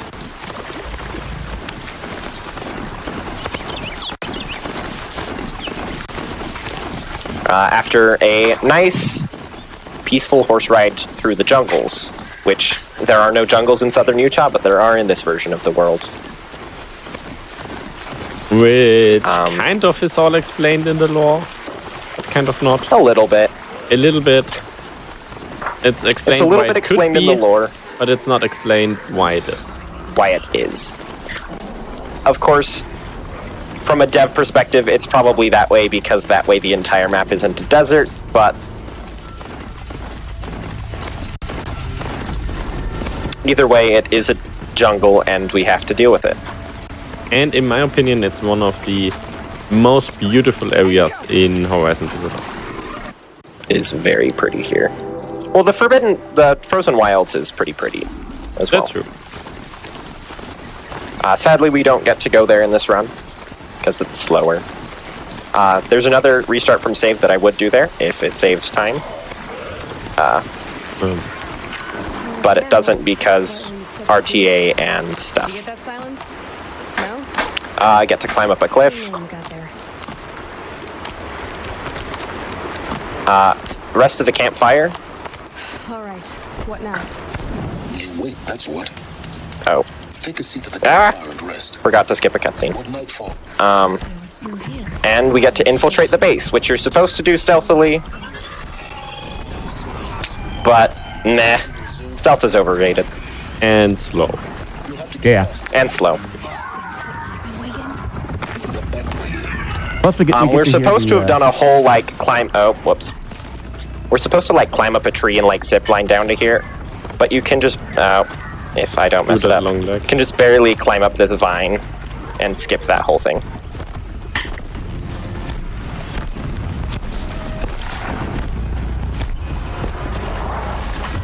And there's some quite precise jump and running going on here now.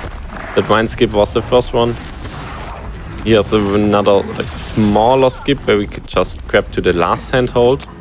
And now, instead of walking around knocking over a tree, because that you have to kill everyone before you can knock over the tree is also the other part. True.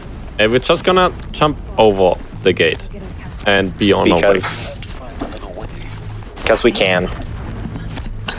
And now we get to a Tolmec, which is a machine that you would normally scan to get the map and whatnot, that has been turned into a Wi-Fi router. A very big Wi-Fi router. Yeah, so we're gonna go stab the top of it, and then skip a bunch of cutscenes. But does the Wi-Fi router have Wi-Fi 6? I don't know. Possibly, because this is a lot into the future. I would argue that it has like, Wi-Fi 69. That too. What do you think I'm doing? Taking a nap? Also, it does have multi-state range, so it's at least Wi-Fi 6. Oh, yeah. Then, we're being shot at a lot right now, but we're going to take an oh, I messed up. Take an unintended route to skip a bunch of climbing, because climbing is slow. And they also want us to zigzag around here, and we're just gonna take the straight round. Yeah. More clips ahead. And then jump off of a bridge. That's the way out. I know. And then, yeah, we crashed the Wi-Fi, so we can continue. One thing that we did skip in cutscenes was being introduced to Hades, a malevolent AI that the cultists worship, who told them to set up Wi-Fi. Okay, so we just crashed the Wi-Fi. We didn't crash the whole internet. Yes. Okay. Just the Wi-Fi. So, okay, we're unwired, so we're good. Okay. Yeah, we're wired, so we're fine. I know. The stream still runs. Yes. And it's only the Wi-Fi in like this region, so all of you people in the rest of the world, you'll be fine.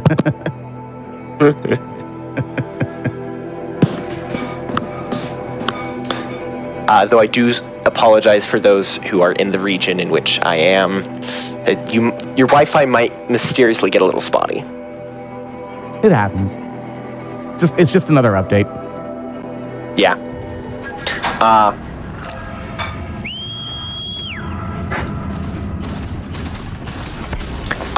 Now we're going to fast travel back to the closest campfire to this next region that we discovered on our way towards Maker's End, and make our way to the...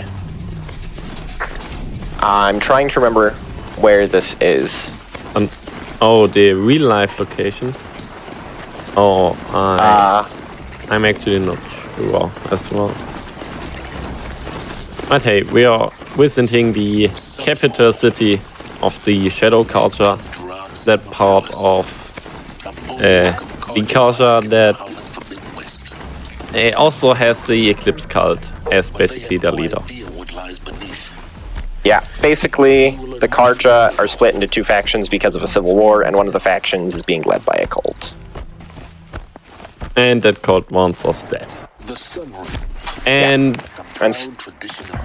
they are sitting on top of an ancient ruin, which will explain what that other, or at least it's supposed to explain what Hades is, and what the solution to the extinction of the Pharaoh robots, the peacekeepers, the war machines, whatever you want to call them,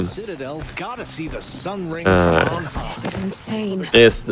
And according to Elizabeth, the solution is worse than the problem. And we're gonna find out what it is now. Oh wait, no, it's not according to Elizabeth. It's according to Ted. Ted, yeah. But this humble vent marks a point of no return. Before you descend into the depths here. And this was once an orbital launch site in southern Utah. I forget what it says, what city it's in, but I can't remember. I do want to take a second to explain that apparently what we had done to turn off the Wi-Fi, according to chat, was we unplugged the switch rack, and now that individual who said that is getting phone calls. Oh, interesting. I'm sorry. Yeah, crashing the Wi-Fi network doesn't do great things for customer support, but it's faster. Bryce, that's what it is. Bryce, Utah. Where was this place?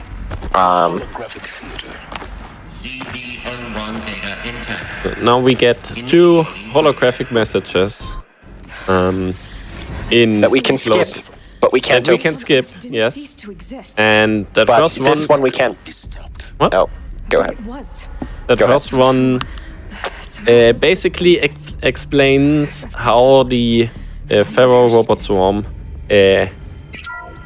inevitably extinguished all life on Earth and the total collapse of the biosphere on Earth. There's no way to avoid it. Spread out. Oh, we never explained Operation Enduring Victory. Oh no, we didn't, because we talked about loot. Loot important, more important than lore. I'll let you explain Enduring Victory, and then the Zero Dawn Or should thing we while I do first the rest explain of... Zero Dawn ahead of you doing it? Okay, so what will happen in a sec? In the next room, we basically do the biggest glitch in the world, in the run, by putting the game in an inconsistent world state. Maybe there's a storage area nearby. First, you will grab one part of the hololock through the floor, as one would, and solve the hololock to actually enter that room. Which is down, left, up, right, down.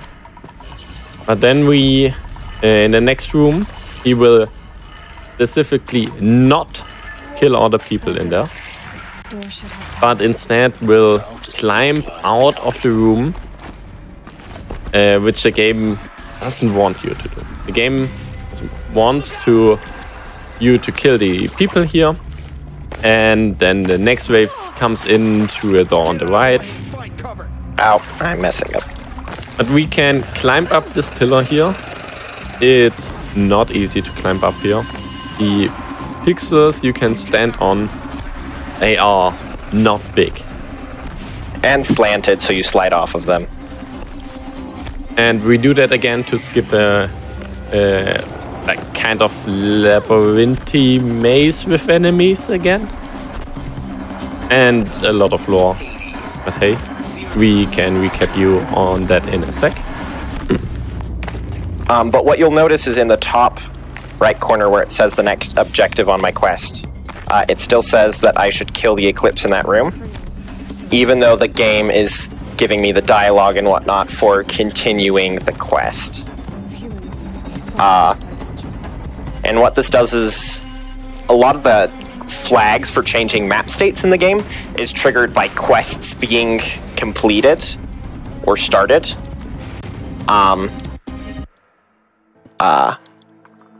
But we basically don't complete the quest, but the game still gives us the next scripted thing. Where did...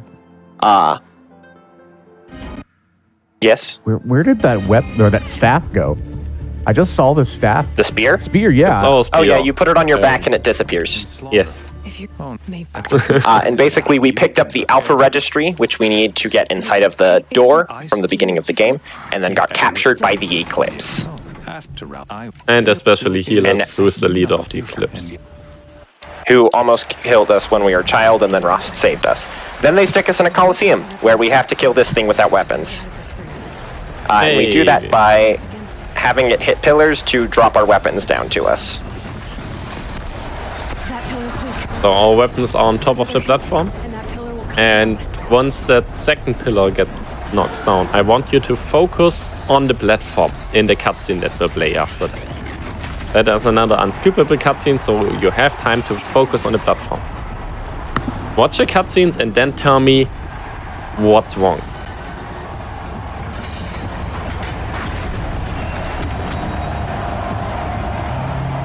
So we're knocking down the platform so we can get to it, obviously, right?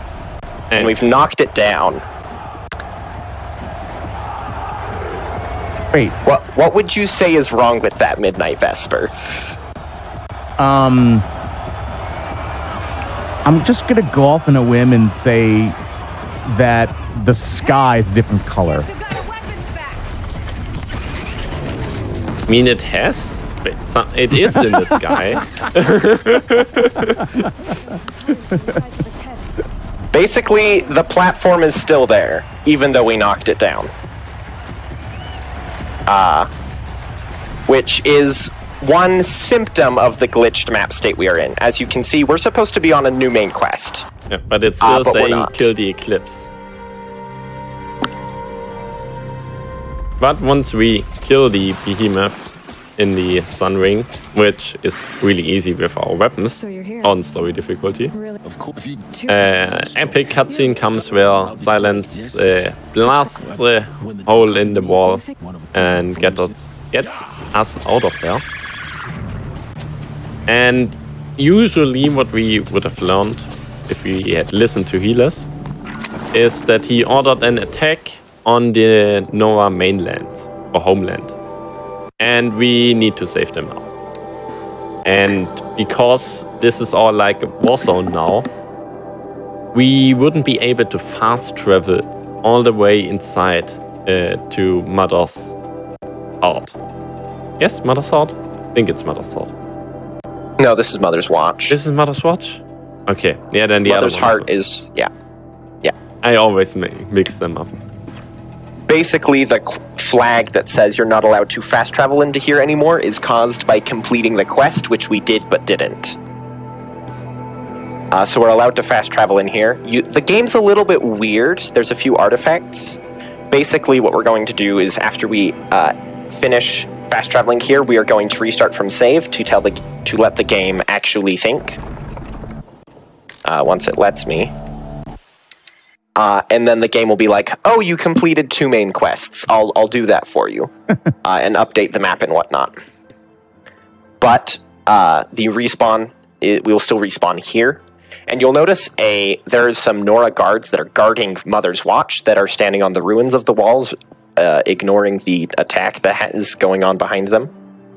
That's just one of the artifacts. There's a few others, but they're less noticeable. Of this glitch. Hi, you enjoy defending that wall. While the enemies are running around behind you, inside. You're doing a great job. Hey, wall protection is important. We don't have to kill any of these people, so we don't. Just gonna keep on rolling.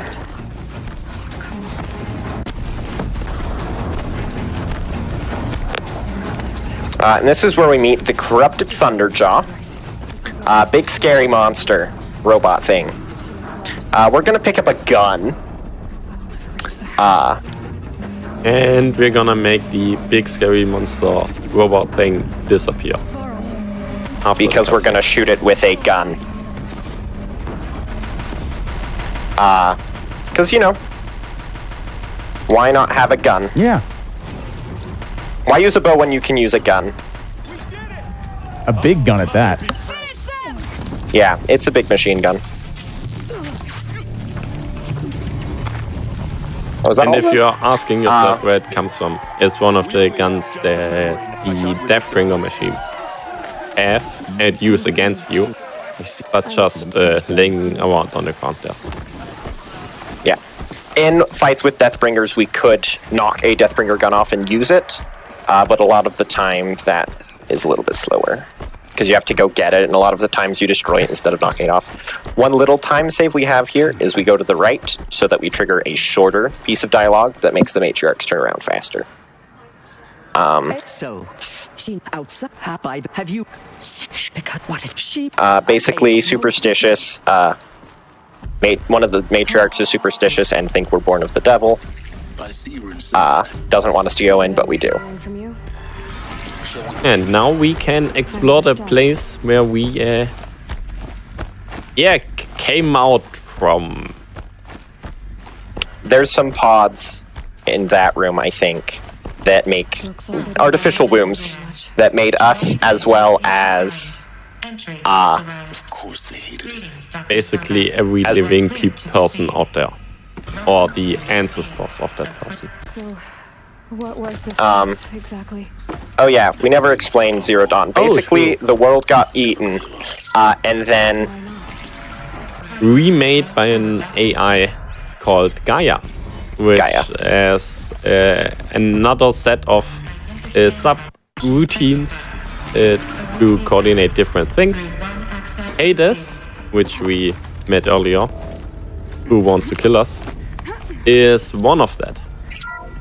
And just now we learned that a mysterious signal arrived approximately 18 years ago, like 1 second before the artificial womb was ordered to create us.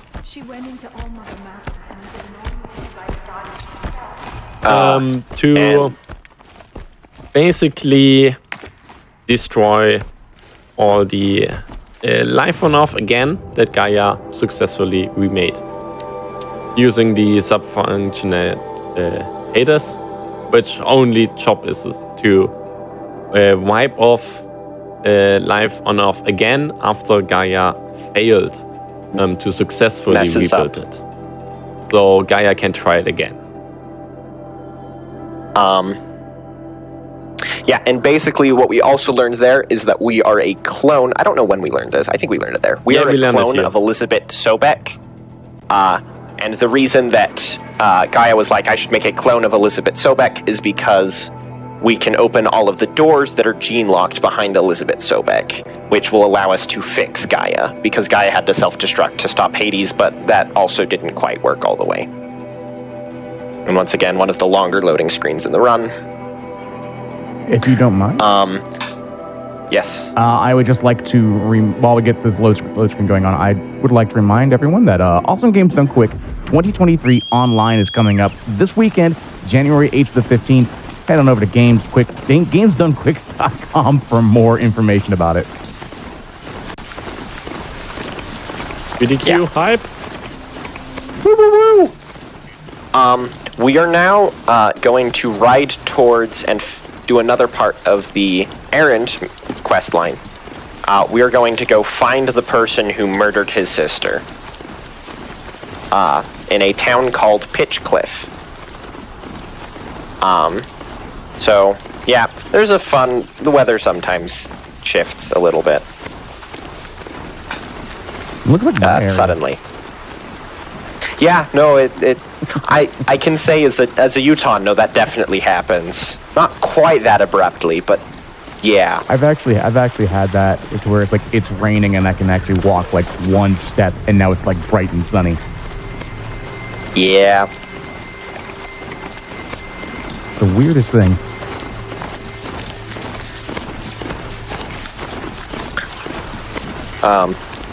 Another corrupted zone that we're walking by with some big scary machines that you can see right there just sort of chilling. We're not killing them because why would we? It is not required for the main quest, so buy big machines. That's a fun corrupted zone to do, but just... It isn't. Oh, I think rock breakers are fun. They absolutely as long as you have, wreck you.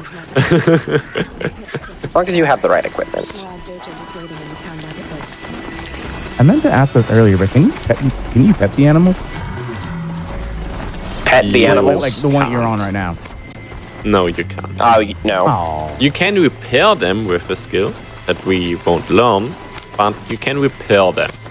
That's the closest thing. The animation for that kind to. of looks like petting. Yeah. Okay. I'll take it. You're healing it. So that's, Yeah. You're giving it, you're feeding it metal treats, and it's getting better. There we go. Yes, that's literally how it works. You just pay metal shops, and it gets better. You feed it money, and it heals.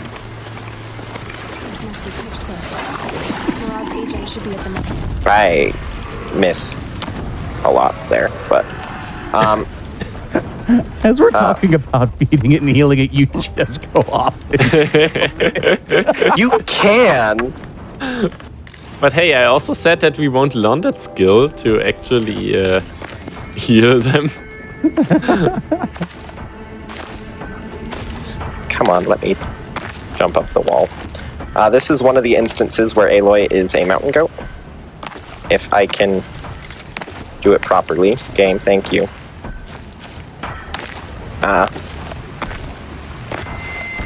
Because we need to examine this dead body from the correct side, because you can only examine it from one side. You look from the other side, the body is not there. Of course, reasons. Basically, he drew a map in his blood because he was murdered to the camp of the person who murdered Ursa, probably. Oh wait, except we discovered Ursa wasn't actually murdered, it was someone who's stuck in Ursa's clothes that was murdered. Oh, that's weird. Another time where the whistle didn't happen. I've never seen that before, but now I've gotten it twice this run. Mount, come back. And so we're going to go to that camp that was a map drawn to in blood to go kill the guy. And maybe find Ursa, because apparently she's not dead. Not quick enough. Could you call this whistle this % then? If you've had it, if you had the whistle sound effect not go off a couple times. You whistle for a mount. No, I know. I'm just making a joke. Whistle-less runs would actually take quite a lot of time. Because if you had to roll all the way, all these long trips without the mount, it would take ages, at least it would feel like. And also your poor controller. That roll button is... And your thumb. How about no whistle sound? This is another massacre where we get to kill lots of people. Because they're bad people. Or as we like to say in the gaming world, bad guys.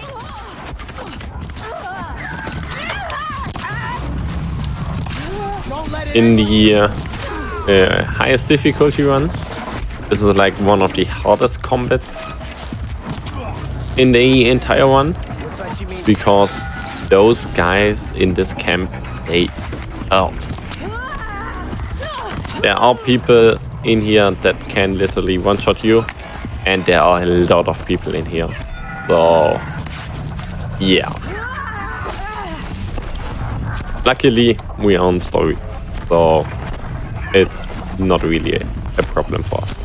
Basically, we walk up to this door, this guy comes out, we shoot him in the head a few times. And miss a bunch. Then stab him. Then we take his earplugs, turn off the sonic cannon, and then skip the cutscene where we destroy the other sonic cannon. And it turns out Ursa is alive, but is she isn't now dead. Anymore. Aww. She was alive until we got here. Ouch. And basically, the guy who's responsible for all of this is trying to destroy Meridian. Oh, do I need to... We're not gonna worry about that right now. We're gonna come back to it later. But for now, let's wander off into the mountains. let's go to the tallest mountain in Utah, Kings Peak. Because that is where we're going next. And we have learned that this mountain is the place of Gaia Prime, the main data center that the AI Gaia used to control the terraforming system. You'll also now notice that we no longer have a cow, but a sheep. Very important so that I point that out. I mean, all the machines, they look really amazing. They do. All the designs for them, they are so well done. Yeah.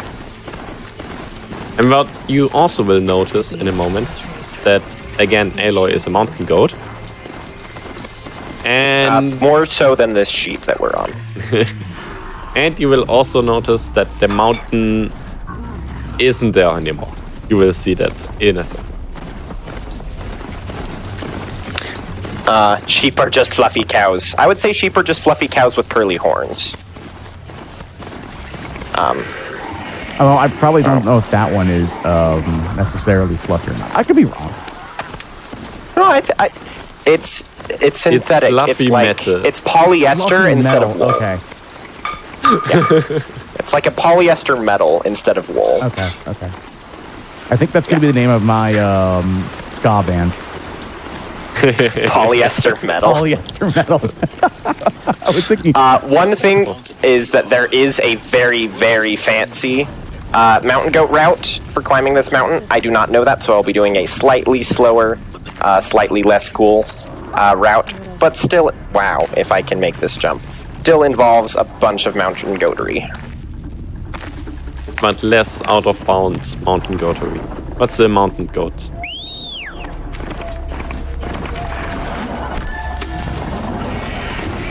Kills a mount and then spawns it back on the top of the hill before the other one's even dead. Please move. Thank you. And then we're not going to kill this mount because it's bait. So it'll keep the machines from attacking us, as you can hear in the background.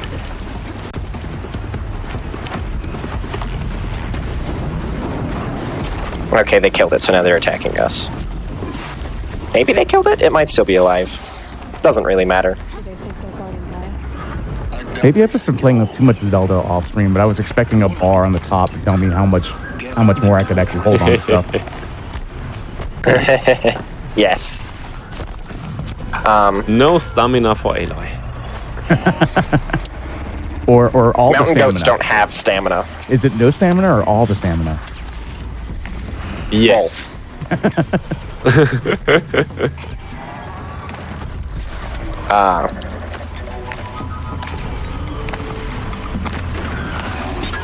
So normally there are like two big encounter areas where you're supposed to fight off the machines and go through it and then climb the normal way, but yeah, no. We are goat. And we're doing and then there's another Stormbird here that hopefully won't shoot us. We're supposed to kill it, but we don't have to.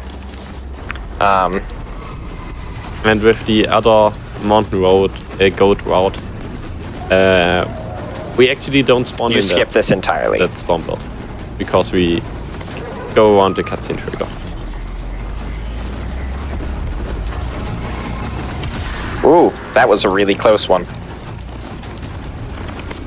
And now you notice them. that there was some mountain here, but now there's a hole. You made a climbing path for me, but left an army of Yeah, no, there's a hole through the mountain. Since when were machines in the So obstacle if you were going to name your mount right now, this one that is Sitting back ram, ram, sheep. I'm not quite sure. Chat saying ram. I'm going to go with that because it makes this joke better. What would you name it? A problem.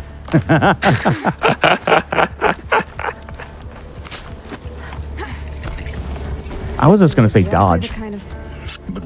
That's true. Especially when you're trying to get on it. Yeah? Yeah. Yeah, it really hates getting... It really hates doing its job.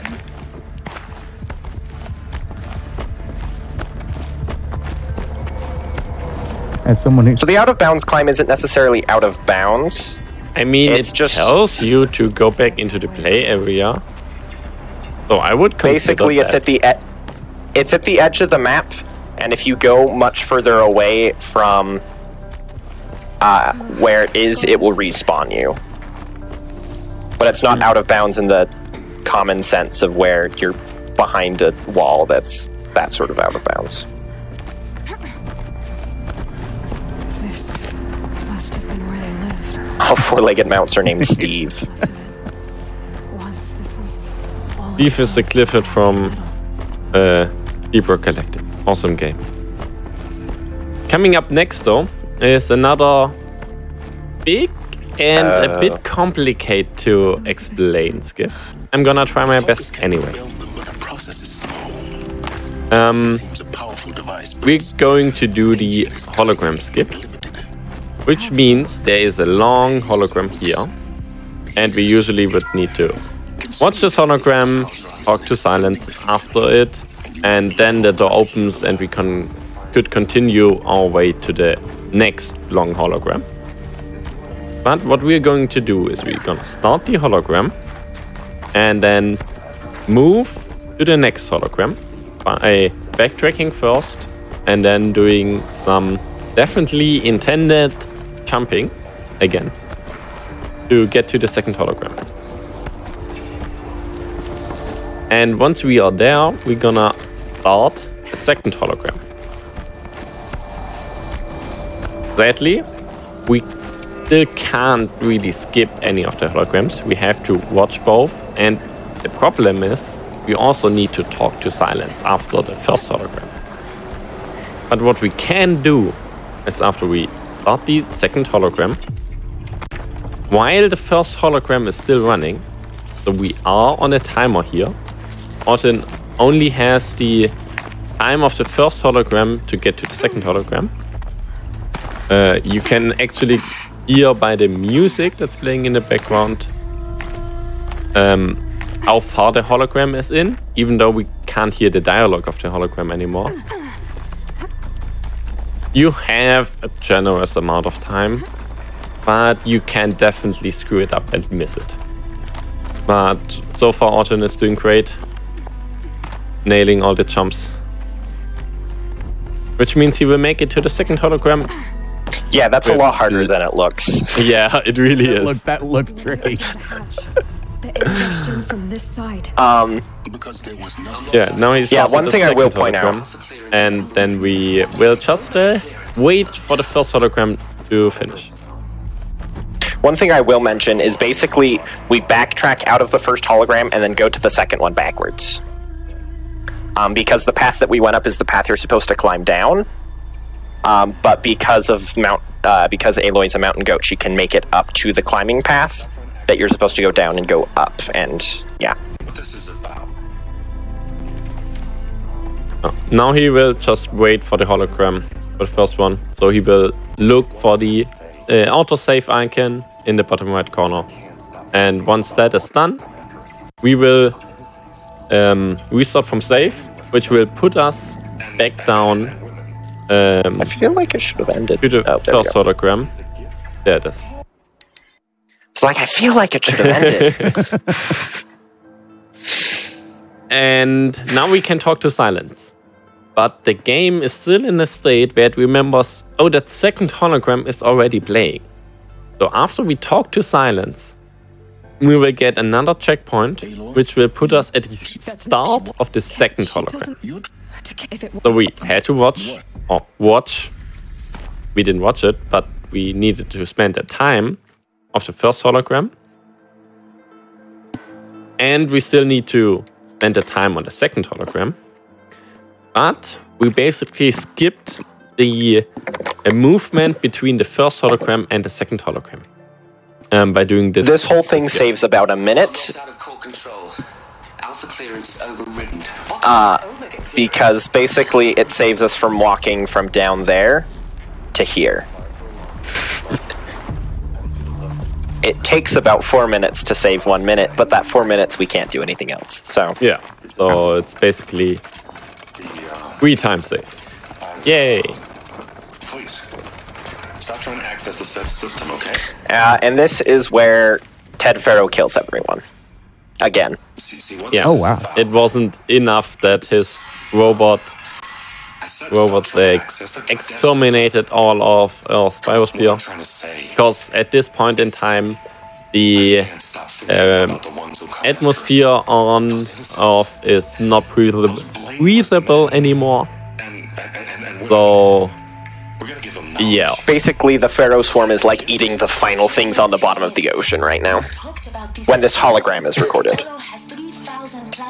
And we also learned that Elizabeth Sobek sacrificed herself to seal this facility. Was a malfunction, and you would need to seal the doors from the outside, so the Pharaoh swarm does not detect this facility and destroy it. So, yeah, Elizabeth Sobek is now out in a world that's only filled with peacekeepers. And he also deleted all of humans' history from getting passed on to the next generation of humans. You're right, Marin. If we didn't have Ted Faro, we wouldn't have this game. True, yes. So while I wish I could shoot him in the head, which I'm attempting to do, we do still need him, unfortunately. Really, unfortunately. Yeah, right now we're just waiting for the second hologram to end. It's really dramatic, where all the other alpha functionaries of the Zero Dawn project, each responsible for one sub-function, yeah, that kills them all. So what you're saying earlier when you were trying to attack Ted with your arrows is that your arrows can't transcend time and space? Unfortunately, no. Yeah, we should work on that. It could happen in the third game. Third game, maybe. Well, I mean, I also won't comment on whether it happens in the second game, because we are not gonna spoil the second game here. Yeah. I was like, do I say anything? I've not said anything. I've not played the second game, so I may have just accidentally said something. No. No. Let's just say Ted Faro is a topic of conversation in the second game again. That's all I'll say. I help because I want to know which. Yeah. So I'm taking. All right. Now we picked up basically the most important item we need in the game, for story-wise, for gameplay-wise. The new spear. That's the Master Override. What the Master Override allows us to do is basically go to Hades, that rogue sub-function that wants to kill it, and say, screw you, I'm gonna delete you. Yep. We couldn't do that before, but now we can, because we have the Master Override. And we are Elizabeth Sobek, genetically speaking, so we can actually use it. We also got a new spear, which is cool, I guess. It does shock damage now. Yay! Woo! But it'll never deal enough shock damage for it to matter before you kill the thing you're attacking. Yay! So useful. But now we, after that, we're fast traveling back to Meridian to finish the errand side quest, or it's not a side quest, the errand storyline, because a guy wants to blow up the city and we're going to stop him. I feel like that would be something coincidentally, the end of that quest line puts us directly next to the start of the final quest in the game. Which is very convenient. It even lets it so that you don't have to even move anywhere. It's just a different dialogue option that opens up as long as you finished all of the other quests.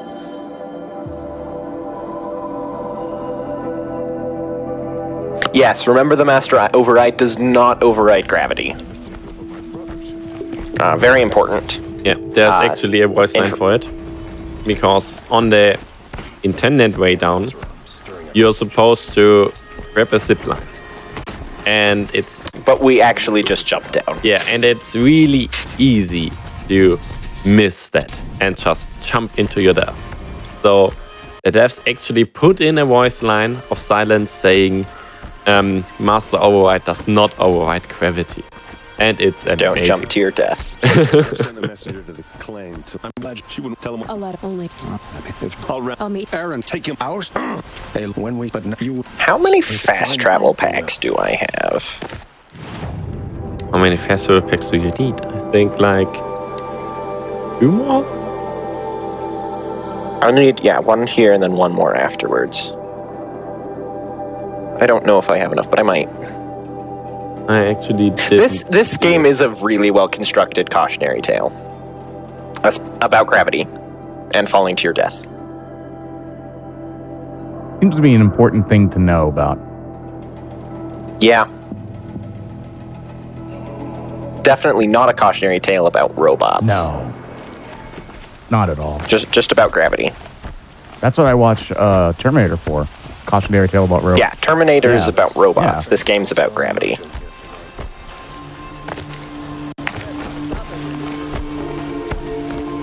That's why it's called Horizon. Yeah. Alright, coming up, maybe, is one of the We'll see if I get it. new frame-perfect tricks we have. He has like 1 or 2 frames to interact with the dialogue prompt. Yeah. To save 18 seconds of waiting for dialogue before you can do the prompts. And you have to hit it twice in a row. So to save the full 18 seconds, from a specific position. You need to hit 2 frame-perfect inputs back to back. In specific locations. It's really hard, but it's always nice when you get it. I've gotten it once or twice. I've gotten the first half a lot more common than I've gotten the second half. Here you'll see a lot of textures not loading in properly. Oh, we're getting a lot more than we did last time. What happened? I haven't heard like that since the PS4 is having fun. Woohoo! This is what the game also looks like if you're on PC and you have a hard drive instead of an SSD. Another one of Derval's hideout. This must be where Derval is. Derval did find a way into the palace. And now we realize that Derval, the bomb was a distraction. Yeah, that bomb was just a distraction.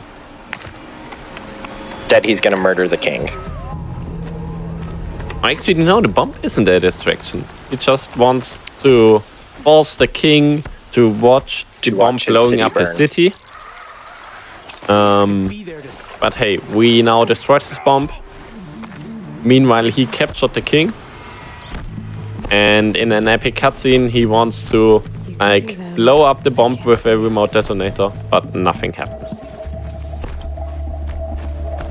So he goes to figure out what happened, and then we're like, "Hey there, you wanna die?" And then we and then we shoot him in the face. Shoot him in the face, exactly. And then shoot his friends. And then we have our Lieblings. Oh, yes. Our most favorite machines. Lindhogs. Birds. Luckily, we light them on fire because they deserve nothing better. Yeah. If you need to fight birds, set them on fire. I feel Works like every time. Oh, come on. And then sometimes they just don't die. So, if they're basically kind of like robotic birds, wouldn't they just be drones? Basically, yes. Drones with wings instead of rotors, yeah, kind of. Okay, yeah.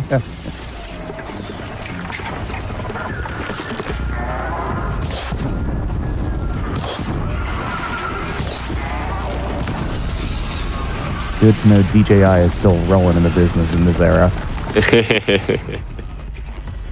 Yeah, and their wings have engines on them as well. Again, which drones. is fun. Cool. Drones. Yeah. It's just an aesthetic at that point. Also, just in case you're wondering, even though we shot that guy in the face multiple times, he's alive. He's fine. He just got put into a jail. Oh. We could go talk to him, but it's slow and optional, so. I mean, it happens. Not do it. The dialogue is great though, because you basically just go to him and flex that you destroyed his plan. So basically, we just finished that quest, and now all that's left is the Looming Shadow, which is the final quest of the game. Oh, nice. So basically, the cultists are marching to the city with an army of robots and Hades, and all of the Nora that we saved are going to come help, and everyone else, and we're going to save fast travel. And then,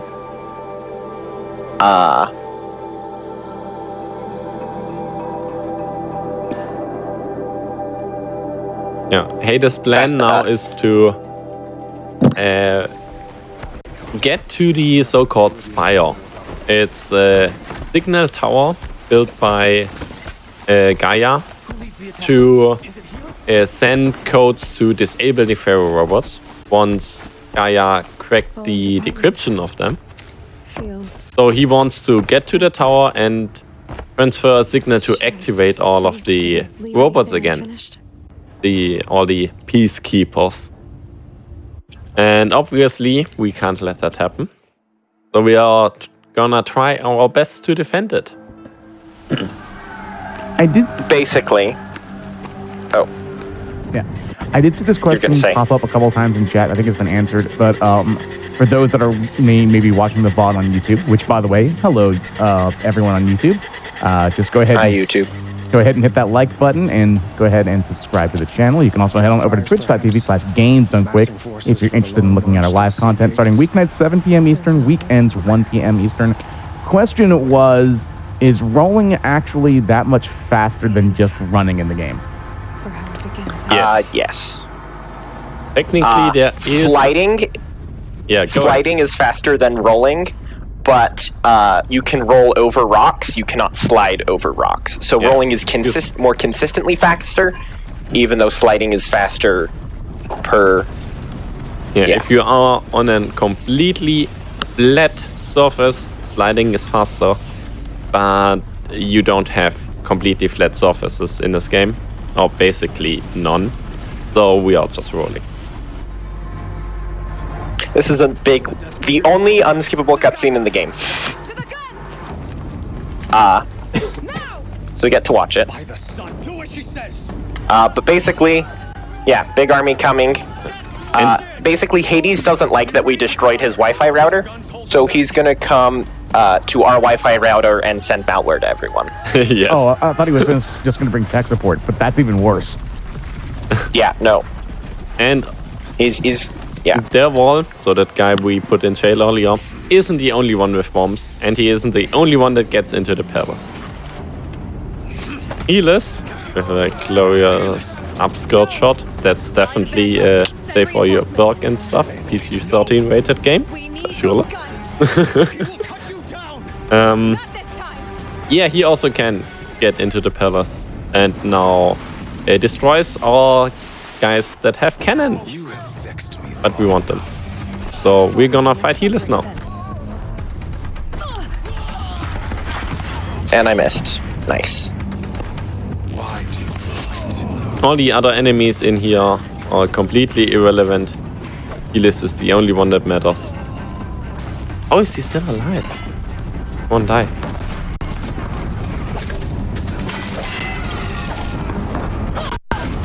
Please die. Oh, and I can tell my computer is struggling. Ooh. Hey, we got him though. Now. And then we can skip a small cutscene of opening that door by just jumping around the wall. Yeah, saves like 2 seconds or 3. It's a few more. It's like 6. So what I assume would just happen there is, you know, Hades was still not a fan of you kicking off the Wi-Fi, found out, and then decided to say, yeah, we're just going to mess with the computer a little bit here. Yeah. And he also doesn't like that I'm skipping all the cutscenes. So this is also his revenge for that. Yeah.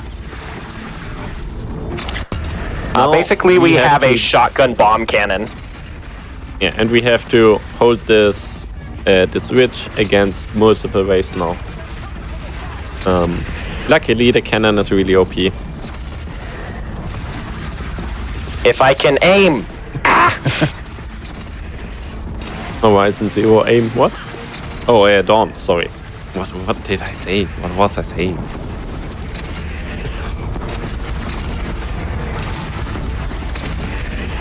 Please die, thank you.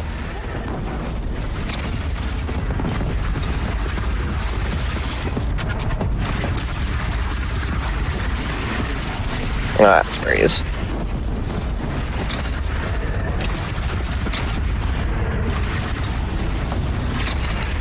So I did not accurately count in what wave we are, but I think next should be the Glinthawks. Oh wait, yeah, no, it's the. No, next we have one more wave, then the Glint Hawks, then all big wave, and then. Yeah, I just realized that there's the break in the attack happened. Yeah. So luckily there's one checkpoint in this wave, so if you manage to die here, which if you're not playing on story difficulty can actually happen pretty easily, you don't have to repeat all of it.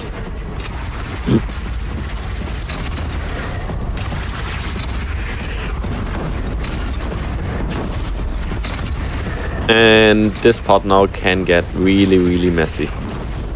If any of these machines manages to get close to you, they can just knock you over again and again and again. And it gets really ugly. Now we get to see some more Glint Hawks, but red versions. Hopefully we won't see them long.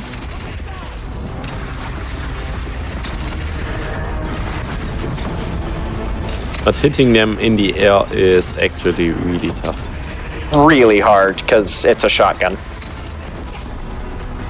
It's a shotgun that shoots in a little bit of an arc. So, yeah, it's really not that easy to hit.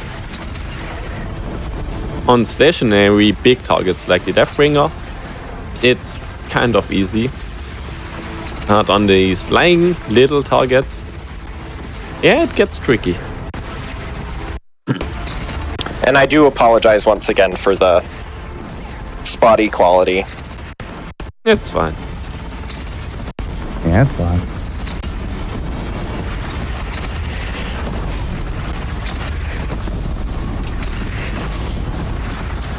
And then we get to see Stormbird! Fun fact, this is the only corrupted Stormbird in the game. So it's a one-of-a-kind enemy. Oh. And it's dead. Oh. And then Ridge Defense, and then that was all for nothing, because they still are just going to blow the wall up. Yeah.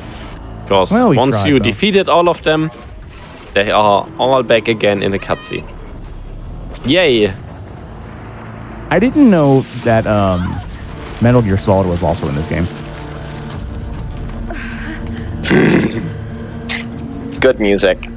Also, yes, Horizon Tower Defense. Except it's more like wall defense, but you know.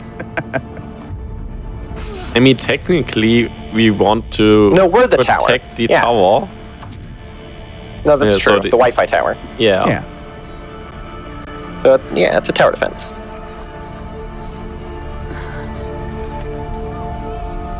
So, it's... The reason that it's spotty is because I'm playing on my PS4, and then I'm streaming that audio from my PS4 to my computer, and then I'm capturing that and the video from my computer, and then I'm sending that to GDQ. So there's a bunch of pieces of wire in between. Though this computer is garbage, I will admit, but it's not the computer's fault, necessarily. It's the PS4 that's the potato. Because it has to stream while playing this game. Yeah. And that's the hard part of it. Well, I haven't been getting any lag, but because I'm getting audio from my computer, I can hear when the lag happens, even though I'm playing just fine. it's also important just to, not everyone needs to have a bunch of modern equipment to do speedrunning. Not, doesn't need all the massive amounts of lighting or $6,000 computer to do it. You can still do it. Just have fun with it. This is the worst kind of PS4 that there is, and I've got a really old Lenovo all-in-one computer. And you're still streaming. Yeah. So yeah.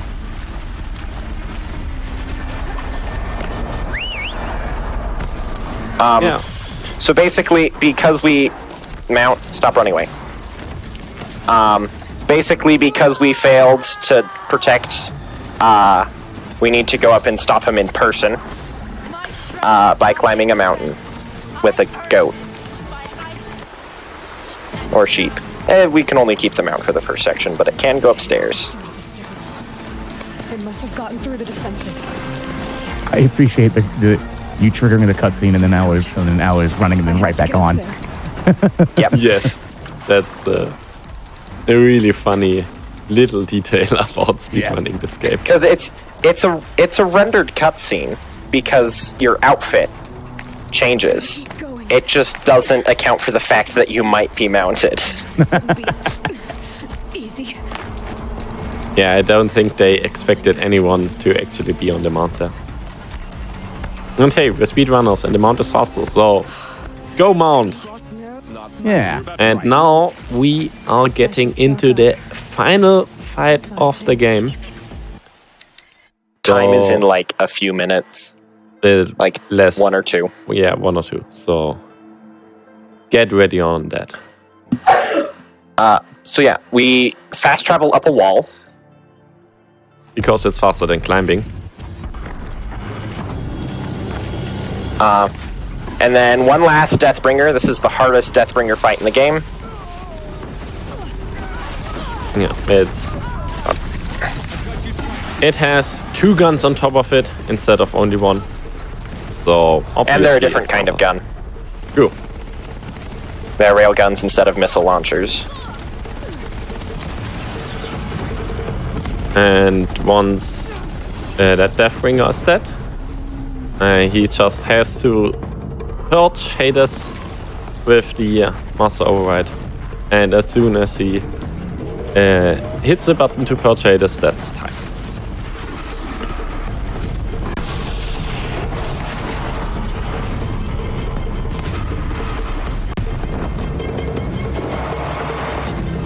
And we are running out of weak spots to hit on him. How is it not dead?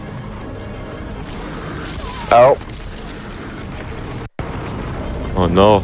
Weapons are coming in clutch for him. Okay, and time is now. Nice, GG. GG. GG. Very, very. Yeah, beat Hades and escape the underworld. wrong game. Good game, but wrong game.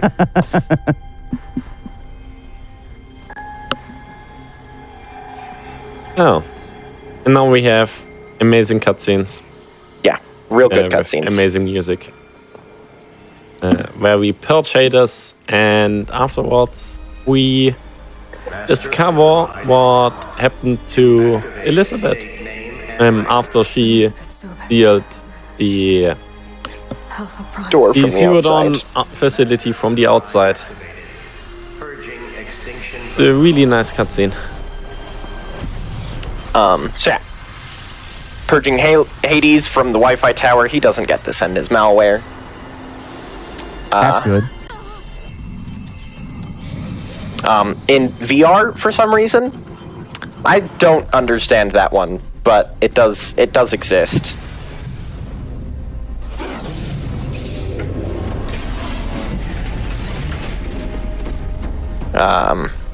Yeah, and so all of the robots that had started to wake up get deactivated again. Poke.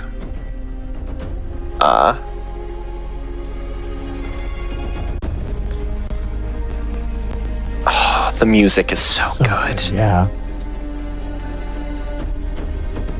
Also, I just looked at the leaderboard. The exact placing is a bit hard to tell now because the leaderboard is ordered by load less time. Right now we only have the RTA time. But I guess this would probably be 6th, I think. Not bad. By RTA timing, because you can sort it by RTA. It's like 6th. So I got below 28. There's a lot of runs that are right at 22-28 RTA. Still not bad overall. It's a good showcase. I love this guard is like, wait, you're hugging me. The Sun King is hugging me. he's just so awkward there for a second. He's like, sure, I guess. Yeah. Such a great little scene right there.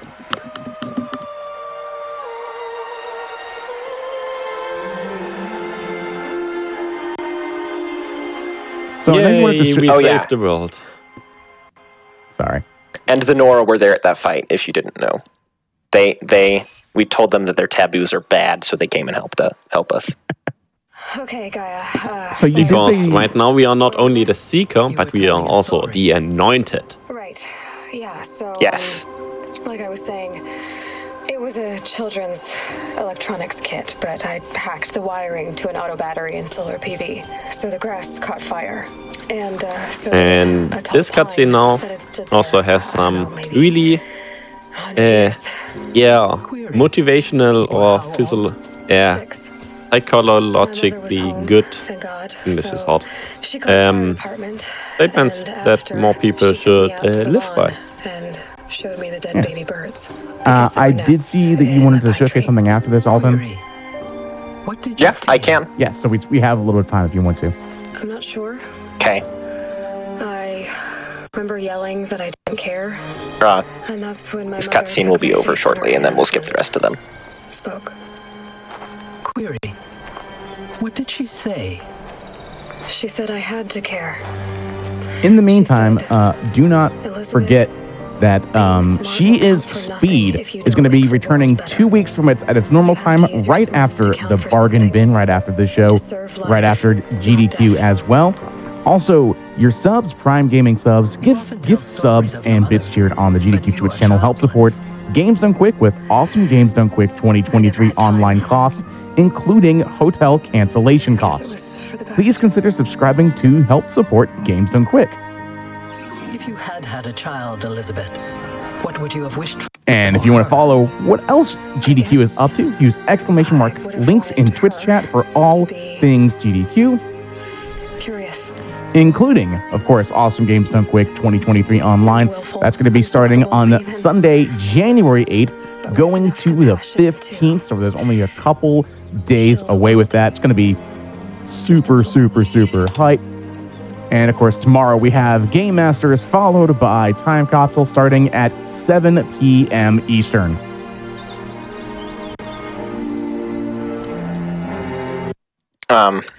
Yeah, but that is some good advice. To serve life, not death. And to be nice to people. To count for something. Serve life, not death. Yes. The world would be a better place if everybody would live by that. Yeah. And then once this loading screen finishes, I think we might just have enough time to show off one of the category extension runs for Horizon Zero Dawn, also known as one of the meme categories, Dummy Percent.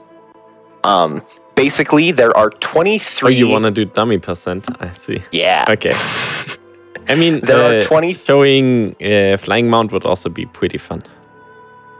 That's true. If we have time, I might do that as well.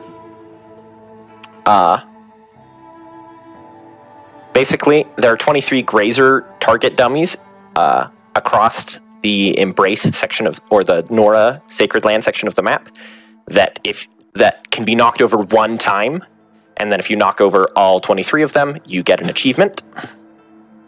And basically, this is one of the more glitchy runs because it is a category extension where we destroy all of the Grazer dummies as quickly as possible from a New Game Plus save. Did Did you say that destroying all the Grazer dummies is actually a PlayStation trophy? It is, yes, an achievement PlayStation trophy. I don't know if I've gotten the trophy on PlayStation. We will find out. So that might pop up. Yeah, we'll find out. So this is New Game Plus, which means I have all of the equipment from the last time I created a New Game Plus save file. This is not a fully speedrun optimized New Game Plus save file, but it does have some of the stuff. But mostly all we need is the Golden Fast Travel Pack. So that brings... Yes. That brings to be a question. If someone wanted to do New Game Plus, what would be some of the requirements? Since you just said this one may not be speedrunnable. You have to beat the game 13 plus times. What? For optimal equipment. And basically, if you want to run story, it does not matter so much if you have the optimal equipment. If you run it on ultra hard, then it matters a lot more. But yeah, the problem with it is that there are some unique coils that you can only find one coil in one playthrough. And ideally you want this coil to be like on every weapon you use, so you're gonna need it a lot of time. That's the problem with it. Yeah, that. I don't know if you want to do a timer for this run as well. This run is like 12 minutes RTA. Maybe a little longer, since it's PS4. If you want to do a timer, you can, or you can choose not to. Okay. In that case, we go. Basically, you have to heavy attack the Grazer dummies. 7 of them are right here at the start, which is quite convenient. We can hit both of those with one swing. If we're lucky, we can hit 2 of these with one swing. Almost. But yeah, also to comment on that real quick, you don't need to do all these ones as 100% playthrough. You basically just need to go into the DLC area, grab the coil there, and then finish off the main story. So you can actually do this really conveniently while practicing just the normal main game route. So it's not that bad, because you can practice the Oh wait, no, I don't need to do the drop. So basically, now that we're here, we're just going to fast travel across this beginning area, knocking over Grazer dummies, and then we will do a glitch known as Embrace Escape. Basically, the beginning section of the game, known as the Embrace, you're not allowed to leave until you beat the Proving, which we did in the any %. But there is a few different ways that you can escape it, which breaks the game a little bit, and I missed.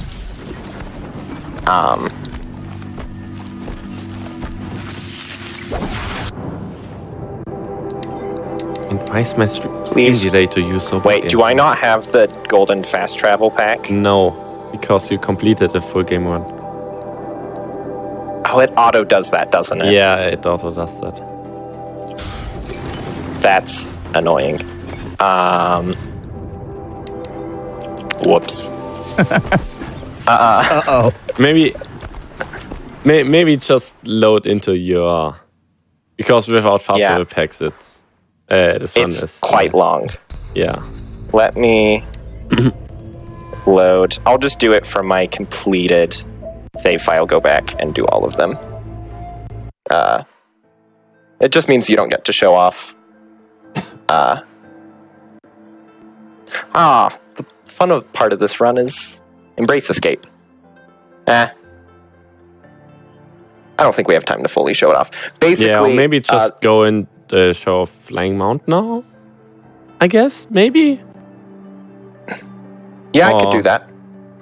Because on the completed save, once it loads in, I can just fast travel over to the spot and do it. Because otherwise we would need to quit out and load in the new game and stuff like that. Yeah. That would take a bit longer. Which takes a while. Which is unfortunate. Let's just show off the Flying Mount. One of the fun glitches in the game that is mostly useless. It was used once in a community race. True, it was. That's the only time it's been used in any sort of speedrunning capacity. I mean, I guess Flying Mount... no. Spear only. Oh, true. It was used in Spear only. And we also had a category for the DLC that used it. But we needed to basically ban that category because it was hardware dependent. Because you could do stuff on worse hardware, and if you had better hardware, you couldn't do it anymore. So we did not really ban it, but we made it into a miscellaneous category. Do I have one more fast travel pack? I do. Perfect. So we're going to fast travel over to here. Oh, I was expecting you to load in the your completed save. Nah, it's fine. This is the completed save. Do you have something to... The one I just finished. No, your New Game Plus prepared save. Oh, well that would have taken a little bit. Do you have something to stun the mount right now? I could create a tripwire. Yeah, oh wait, no, because I sold that. Yeah. I mean, you can go and buy it back. Wait, I can make a stun trap. Which is jank, but basically you can override mounts normally. Which, weird concept, but yes. You can just... instead of spawning them into the air, you can actually override. And what happens if you spawn in a mount? I guess shoot the mount once with your bow, so it helps you. Doesn't it? Wait, why did you not get shocked? Did it not get shocked? I don't know. It went off. It just... Did it hit me instead of the mount? Come here. Or the soon-to-be mount? I think it did, because I think I actually did see something. Hey, you. No, so the game really does not want to let you take a mount inside of settlements. And in a second you will see why. See why. But you can charge it. If you override a mount inside of a town, though, you can get... It's one of the ways, similar to when we got a mountainside by restarting from save. Oh, that didn't quite work. Basically, mounts be weird and can sort of walk through walls. What I'm trying to do here is get on the roof, but the mount is not cooperating. Take the other horse on the other side of the river. Usually more easily.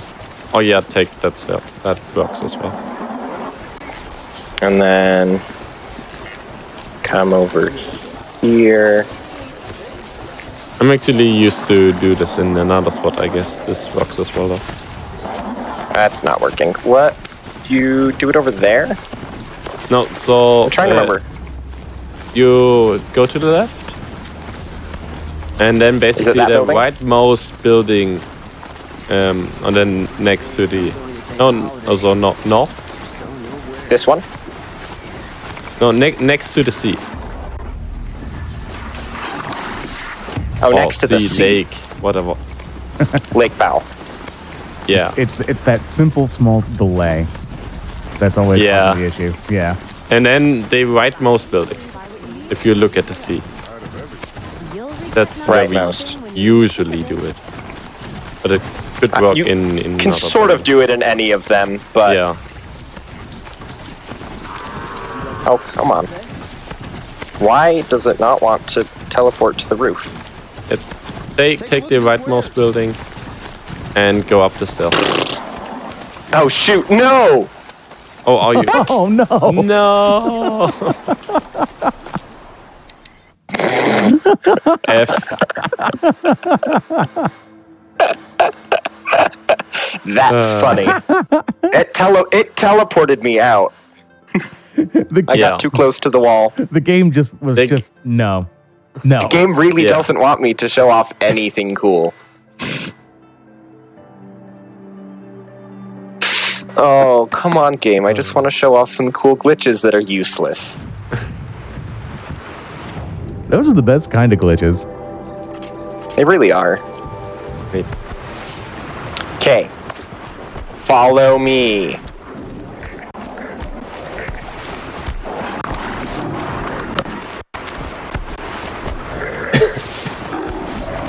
Yeah, you. Yeah, you. Come here.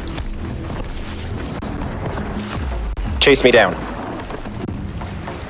This is not the only place where you can conveniently trigger this clip, but it usually is the most easiest way because it has these mountable machines somewhat close to the settlement. And it's easy to get them inside. Yes. Some settlements have like gates and whatnot that make it difficult.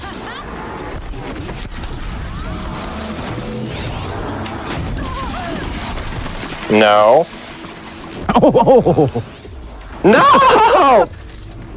Why?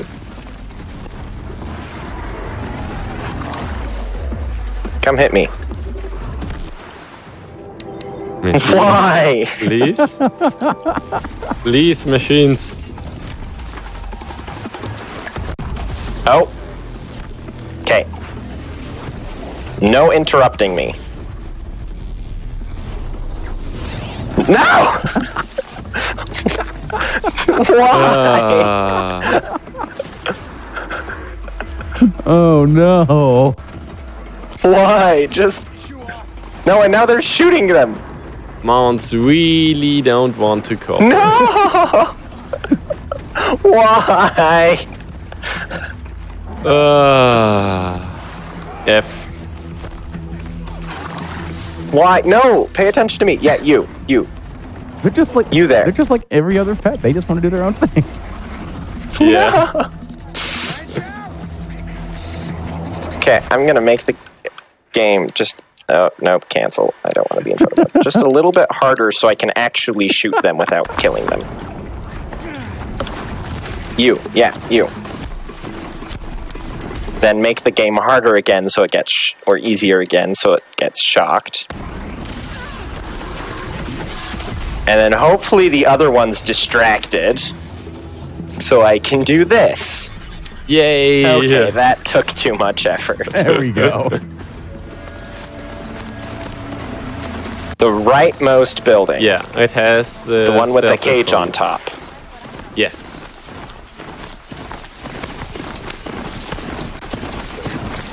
And you can slowly go up the stairs and inside. And then you wanna go like straight south once you're inside and go down like that.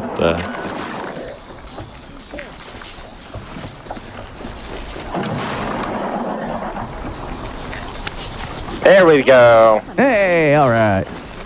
Hey, we did it. Flying mount.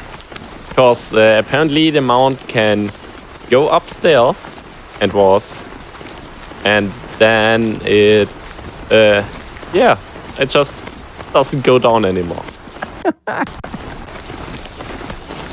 Fun fact, this does not hold true for us.